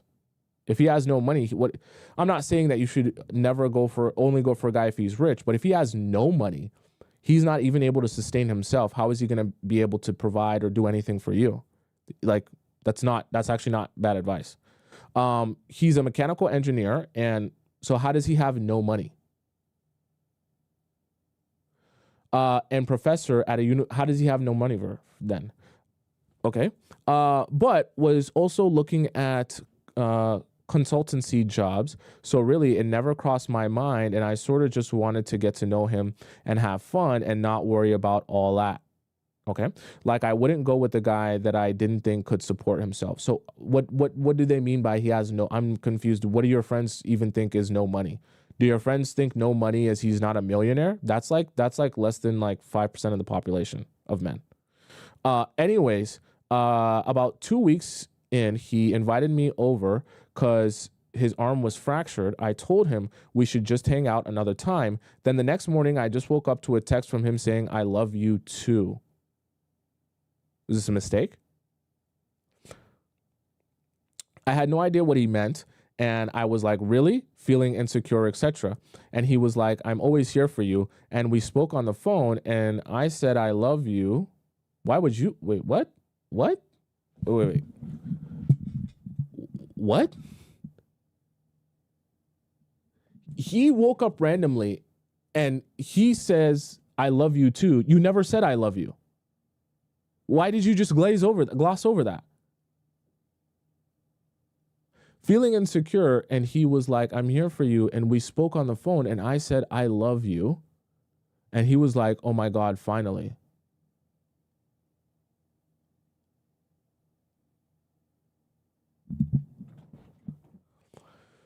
And he was like, you're amazing. For context, there was some BS that happened to do with me and him, but I was over it by this point. It gave me a lot of anxiety and I kind of spiraled.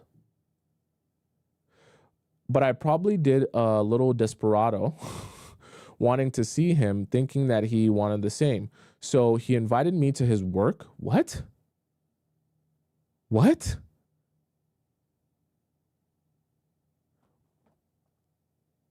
What do you mean he invited you to his work? Even though I was saying, no, let's do it another time. But he was like, trust me, which was at an outdoor cinema. And he asked me to give him a BJ at the park.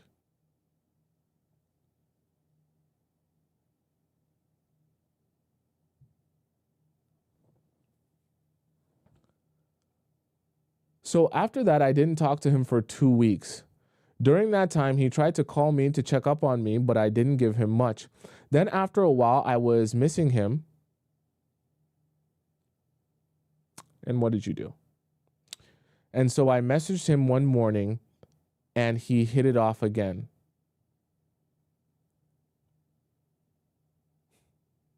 Yeah. And he thanked me for messaging him, meaning question mark. But then he invited himself over to my house, which I shouldn't have let happen. I wonder where this goes. I told him I wanted to go to a restaurant, but he was adamant. He made a barbecue at mine.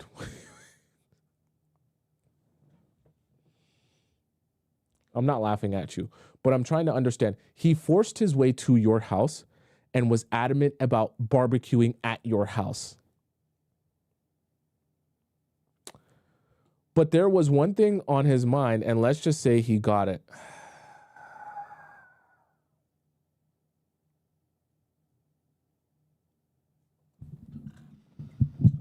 Let's take a stretch here. Let's take a stretch here, Chad. Let's take a stretch here.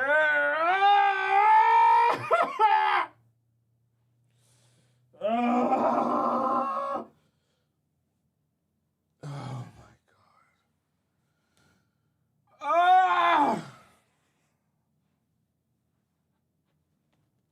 You know, it's sadder because I feel like when you guys send these messages in, you know what you did was wrong. And even in the moment, it's like you know what you were doing is wrong, but you just can't help yourself. What is it? Chat, tell me what it is. Because we've been doing this show for a while now. So I know some of you are hearing my voice in your sleep, in the shower, when you're going to bed, in your dreams even, when you're on your dates. So some of you are knowing, oh, what I'm doing right now is very wrong. It's very bad. I'm being a very bad girl. But explain to me, why do you still do it then? Because I know some of you have the information. You've been following me, watching me for a while. So what is it? Is it ovulation? Is that what it is? The ovulation monster getting to you, you just can't think straight? What is it? Are you that horned up that you just know this is very bad, this is very wrong, and you just can't help yourself? What is it? What is it? I basically just gave it, but knowing I effed up, but it was purely emotionless for me. So, but then why? I don't like this. I don't like this. I don't like this. I can't jack this. I can't co-sign this. Because for you to be like, I knew what was coming, before it even, when he was adamant about coming to my place, I already know what type of vibe he was on. And then for you to be like, oh, he came over, I was wanting to do something else. And, you know, I knew he was trying to lead it somewhere and it just happened. And I knew I effed up. I knew it was a bad decision, but I did it anyways. Like, that's not, I can't co-sign that. Because like, I 100% understand that sometimes when you're insecure, sometimes when you don't know how to stand up for yourself, have self-respect or say no, it can be difficult. But you're also an adult. And at a certain point, right? Like you're not, this is why we take questions for adults here. This is an adult channel. You're 29. Like at a certain, what point do we get at where we have to say, Tam, it's your responsibility to speak up for yourself if you're uncomfortable or you don't like where the situation is going, or to say, no, I'm not here for that. Because I can only help you so much and advise you so much and help you look forward to things that might be issues so much before you have to really make the decision for yourself and say, I know this is wrong. I'm not just going to give in because peer pressure. Like, this isn't even, you're at your own house. You can kick him out if you want. This is like, I 100% understand that, you know, there's pressure and things like that, but like you're at your place. This makes me mad. We spoke for like a week after that, but it didn't take me long to crack it at him again and stop talking to him. What does that mean? To crack it at him again? I don't know what that terminology means.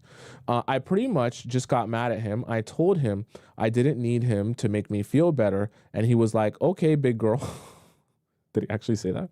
Okay, big girl. And I was like, the only big thing about you doesn't work, and we haven't spoken since.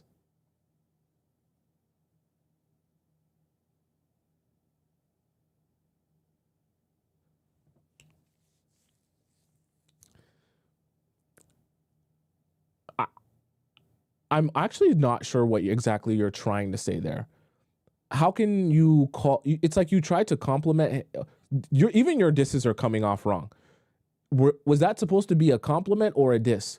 Because you're saying that it's big, but it's not working. So how can it be big but it doesn't work? So are you complimenting him or are you dissing him? That didn't even come out how you wanted it to come out. He called me a child, but for me, I was like, no, it's too late to talk about all that. So, but this makes you look, okay, I'm not going to be nice to you here, Tam, but this makes you look very goofy though. You know why you look goofy? Because you weren't talking a big game when it was like go time, and it was actually the time where you stand up for yourself and say, no, I do what I want and I don't want to do you.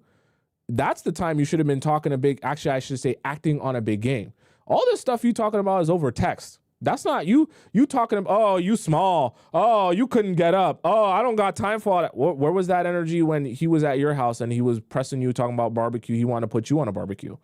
Where was that stand up for yourself energy? Don't talk big over the phone, because this is what makes you look goofy.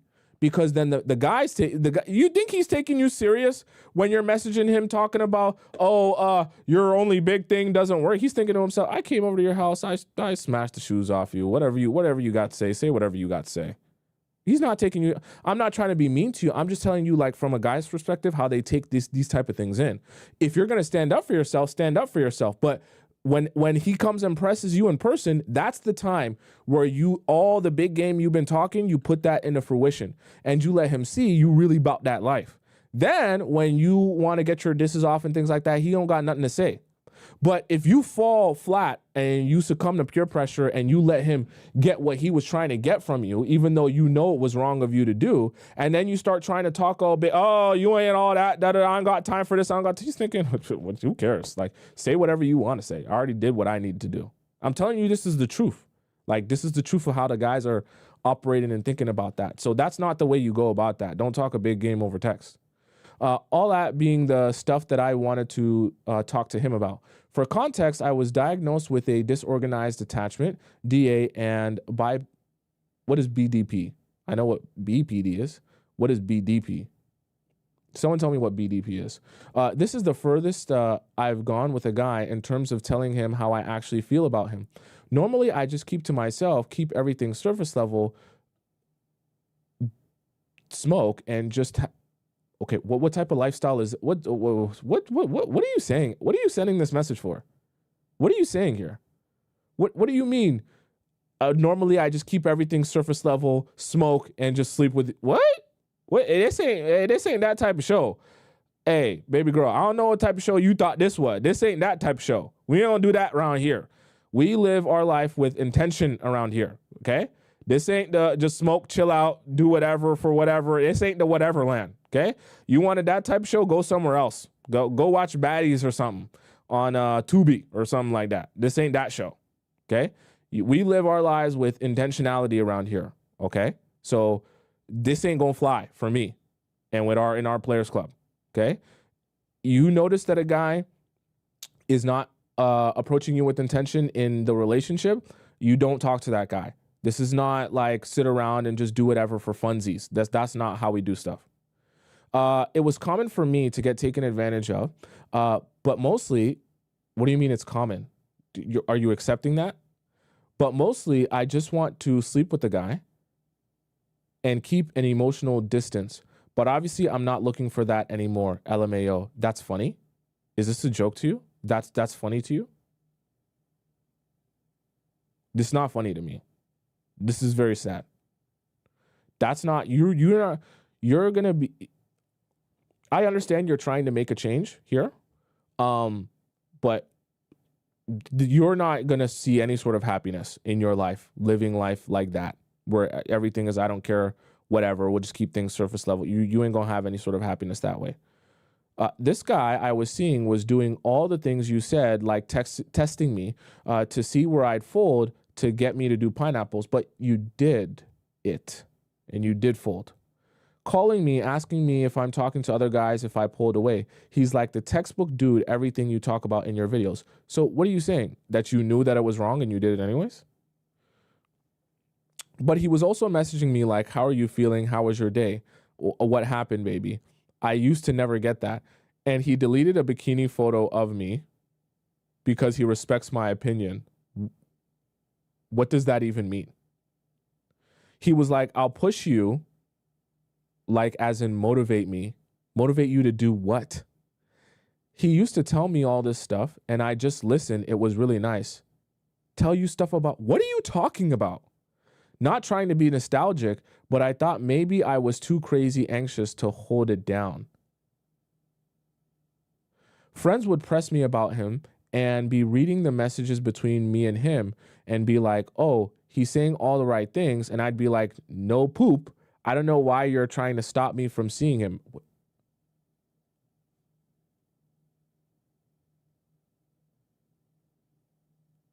I don't know if we're all reading the same message because I'm very confused. I had friends try to tell me, act more demanding and demand the bare minimum. What? I'm in the twilight zone here. I had friends try to tell me, act more demanding and demand the bare minimum.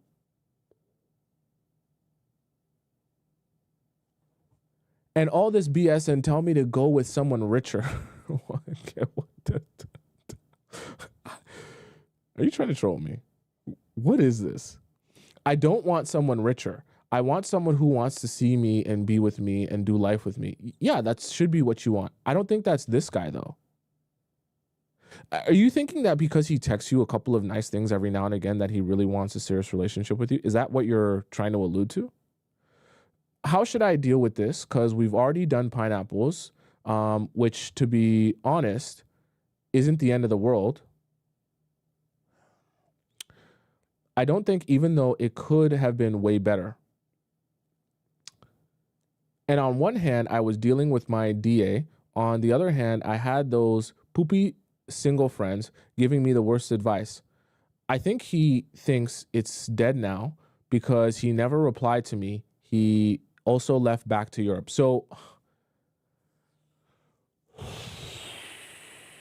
after all of this that you just mentioned, he doesn't even actually live in the same area as you. He was just coming to visit that area. I'm going to EU later this year, so you're visiting that area where he's actually from. I'm half European, so it's not foreign for me to be with a European or want to travel there or even move there. I don't care about that. I'm based in Australia, so you guys don't live in the same country. Don't, Tam, I'm going to scold you. Don't talk to me about you possibly moving there one day. Be so for real. You're saying, oh, I could possibly move there one day. If your life isn't actually in that direction of moving to Europe for yourself, don't be talking about I could live there one day possibly because I'm half Europe. Stop. You live in Australia right now. Unless you had a real plan of actually moving to Europe because it was better for you in some way, shape, or form, stop talking like, Europe's a possibility for you because you go there every once in a while for a vacation. Stop. I'm based in Australia, but it wouldn't be for him unless it 110% suited me, obviously. I guess I'm annoyed that I got influenced by my friends and things went pear-shaped so soon before we could get deeper, because what we had was really sweet and made me really wet, LOL. What? Didn't you just say that sleeping with him wasn't even that good? I'm so confused. And didn't you say that it was big, but it didn't work right? Following up on this, in case you haven't read, I haven't texted him at all, but still think of him and miss him. What are you doing? Rubbing one out to the thought of him? What are you trying to say here? Sometimes I think single girls want their friends to stay single. Update, he just liked my story. Okay, you're not going to do anything with that. Okay, you're not going to do anything with that. Tim. Like, I'm not okay. Let's address the root of your problem. You need to start living with more intentionality. Meaning, when you no more casual things with any guys that are not your guy. Okay, what I mean by that is no more just like hanging out casually. No more casual sex pineapples. No more casual like anything in life.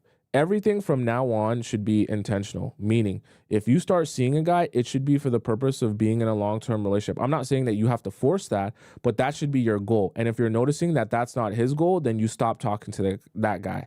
Because honestly, from the very beginning, I'm confused. Nothing about this strikes me as he really actually wanted to be in a relationship with you. You're talking about random text of him saying, I love you. What does that mean to you in terms of him actually wanting to be in a relationship with you? Nothing. I'm not really sure what did we even talk about a single date? Did we chat? Did she mention a single actual real date aside from just him going to her house and her going to his? Chat, tell me. Did she mention a single in person? I don't think you did. So, Tam, this was never a real relationship. I'm not sure where you got that from. Maybe the text messages you were thinking it's not. The BJ at the park. Okay, Tam, I'm really mean this. More intentionality on your part is very important. Because honestly, part of the reason that these guys are even talking to you this way and approaching you this way is because they see you as a joke. Just being real with you. And then they're taking you as a joke. Like inviting you to the cinema and then asking for a BJ at the park, he doesn't take you very serious. I'll just be real with you. You have to understand, for us guys, we also understand who we can try stuff with and who we can't. You think I'm going to ask the girl of my dreams on my second time seeing her for a BJ at the park? No, I wouldn't try that because the risk reward is way too crazy. And I know if I turn her off like that, I'll never get a chance with her. But a girl who I don't care about or I think is a joke or I think is very low on the totem pole, yeah, I'll say whatever. So you also have to understand guys are respecting you based on how they think you respect yourself. And if they don't think you respect yourself, they don't give a damn either. So we have to start living our lives with more intentionality and never be dating anyone, even seeing anyone, even hanging out with anyone, unless there is the intention of we're building a long-term serious relationship. So that's really the root of your problem here. I don't think this guy, it's done with this guy. I don't care if he likes 10,000 of your stories. I don't care if he comments on every one of your pictures. This situation is done. And you have to start asking yourself, what do you want out of a relationship? What is the most important thing to you? What are the character traits you want? What type of man do you want? And after you answer that question, you have to ask yourself, are you the type of woman that type of man that you're looking for would even want himself? Do you live your life with intentionality? Do you respect yourself? Do you respect your body? Do you respect your time? Right? all of these different things, you have to ask yourself, am I hanging out and doing the things that the type of man I want would even see and like? Or am I doing things that the type of man I want would see and be like, I don't even want that girl? So these are all questions that you need to answer for yourself before you can start thinking about, where you're going to go with this and how you're going to go about this. Definitely not with this guy, but just in the future. Okay. Did someone submit a premium question here? Let me see if I got this. Okay, I did get this. I did get this here. I see this here on, let me see here. Let me see if I could go to make sure this is Melissa. Okay, yeah. So let's read out Melissa. She just submitted a premium question while we were on the show. Okay, so she says, when is it time to decide? Hi, my name is Melissa. I'm 28. I have been with my boyfriend for almost 1 year now. He is 26 and is a nursing student. He will be done with his program in about 1.5 years. During our time together, we have had a lot of ups and downs, and I feel like he really loves me, and as do I. My fear stands on whether my boyfriend is husband material. What? Why wouldn't we have thought about this beforehand? He's a very nice guy, but I fear sometimes he's a little too nice to the point that I'm not sure if I can 100% trust that he will lead our future the way I would want it. With him being in school, I have not gotten a chance to see how he is financially and how he would manage real life things. Since he has a lot of financial help through his parents. He has a close relationship to his friends and has a dream to live close by to them. They currently live in Texas. I'm willing to follow him if we are engaged, but should this scare me that he doesn't have a set plan? When you say he doesn't have a set plan, you mean like he doesn't have a set plan of where he wants to live? Because you said right now he's a nurse. What did it say? Yeah, he's a nursing student, so he's going to become a nurse. You can be a nurse anywhere, right? So that's not really that's not wherever you live in Texas, live in California, you can be a nurse anywhere. I'm willing to follow him if we are engaged, but should this scare me that he doesn't have a set plan? I thought we would get there when we get there, but I'm not sure if I can put my future in his hands for another year, hoping that we will figure out a plan. When I bring this up, he says he sees a future with me and that he wants to focus on school and he sees me as a future wife. However, I have told him if I don't get the sense of future and building, I need to think about me and my time. How can I determine if he is husband material, and what kind of questions can I ask to figure this out? Why haven't you been doing this beforehand though? Like, you're saying he's now your boyfriend and you're talking about how can I figure out if my boyfriend is husband material? That's the whole purpose of like dating someone, is getting the answer to that question, right? Like, I'm not saying that you have to be like, oh my gosh, I know absolutely everything about this person. But like, when you're dating the person, you should be thinking to yourself, am I seeing things that make me feel like this person actually has potential? You don't date the person, become boyfriend and girlfriend, and then start thinking to yourself, do they actually have husband potential? That's not how you should be going about it. But let's go on. Every time I bring up any problems, he always reassures me and a sense of feeling of calmness, but I don't want to trust him without actions. He's a really good guy. Do you believe in building the right guy? If he likes you enough, he should be improving, or he should already come ready or prepared with a husband mindset. He's the best relationship I've ever been in. I also don't want to settle and have the dream taken away from me of building a family and have a strong husband as a leader for me and my future kids. Okay, Melissa, you're between a rock and a hard place. So you need to take some drastic measures now, because this guy's your boyfriend and it's make or break in terms of your future. Your next hangout with him needs to be a serious hangout for the purpose of having this serious conversation. So whether you want to call him or text him, say, look, when can we meet? I want to talk to you about something serious. And I don't want you guys to be planning to do anything else throughout that day except for have this conversation, whether it's be in the car, at his house, or at your house. So both of you bring your water bottles, okay? Big water bottle like this, hold a lot of water.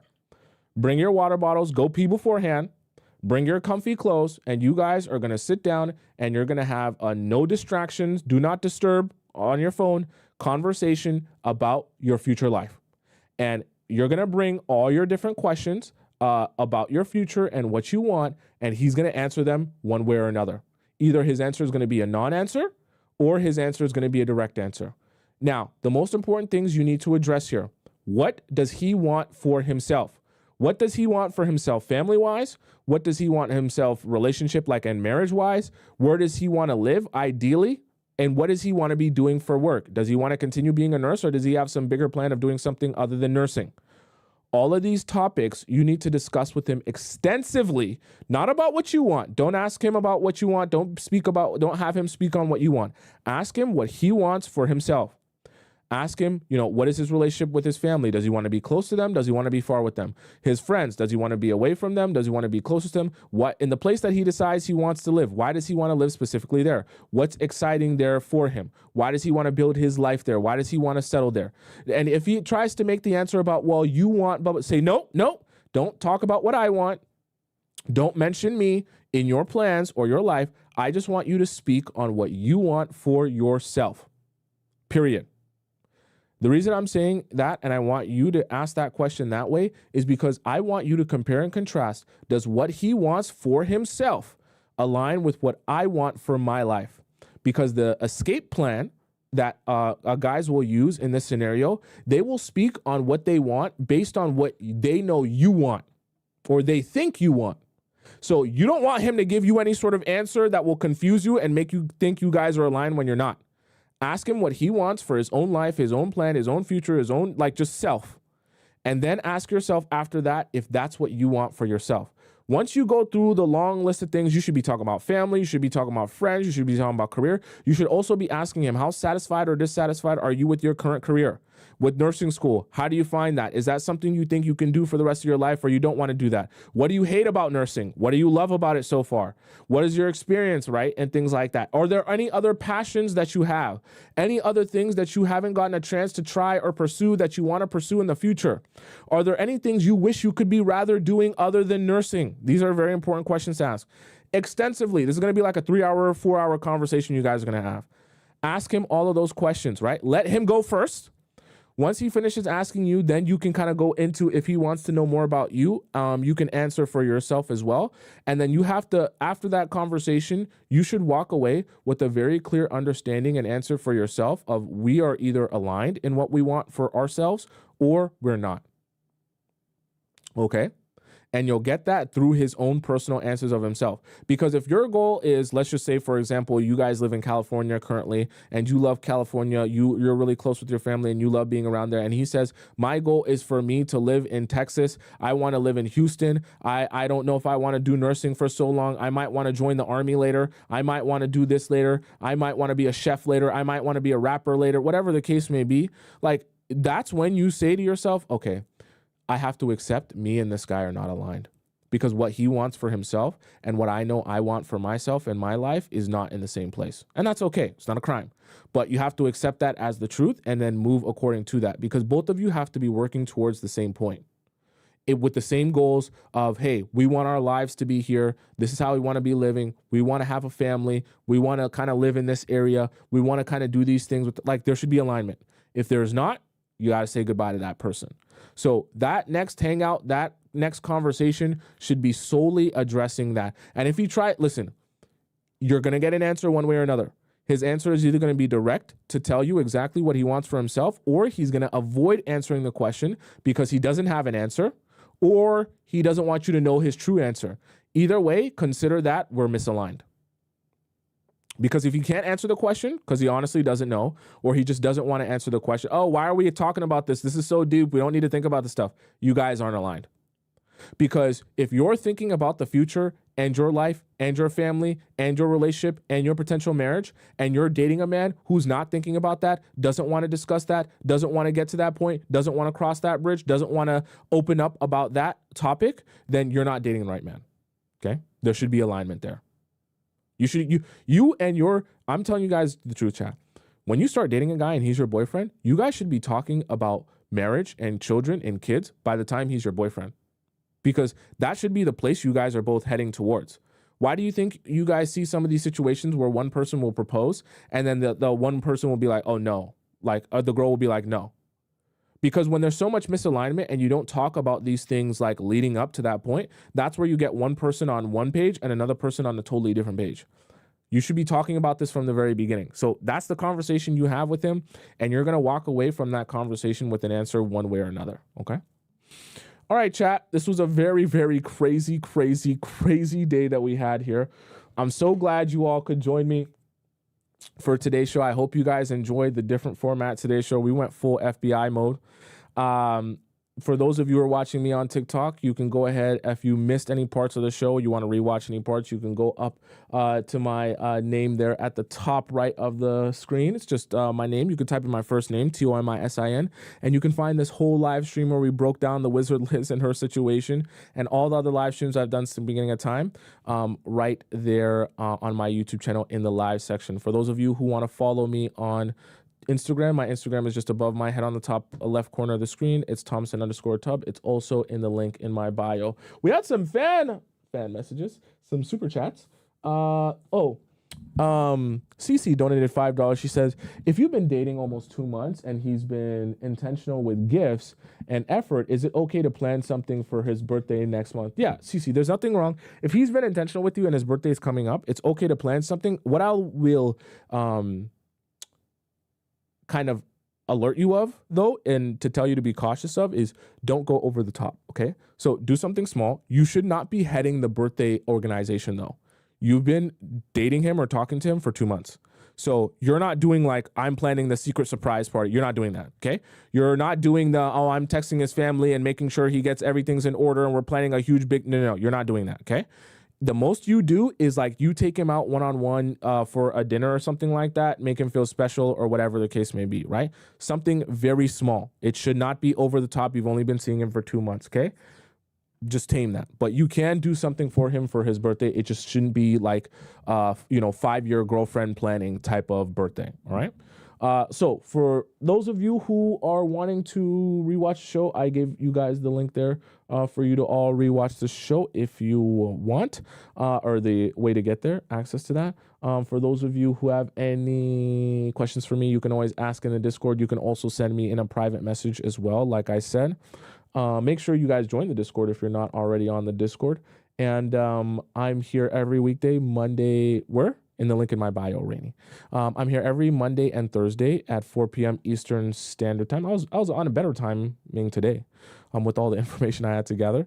So I'll be here again on Monday at 4 p.m. Eastern Standard Time until we meet again.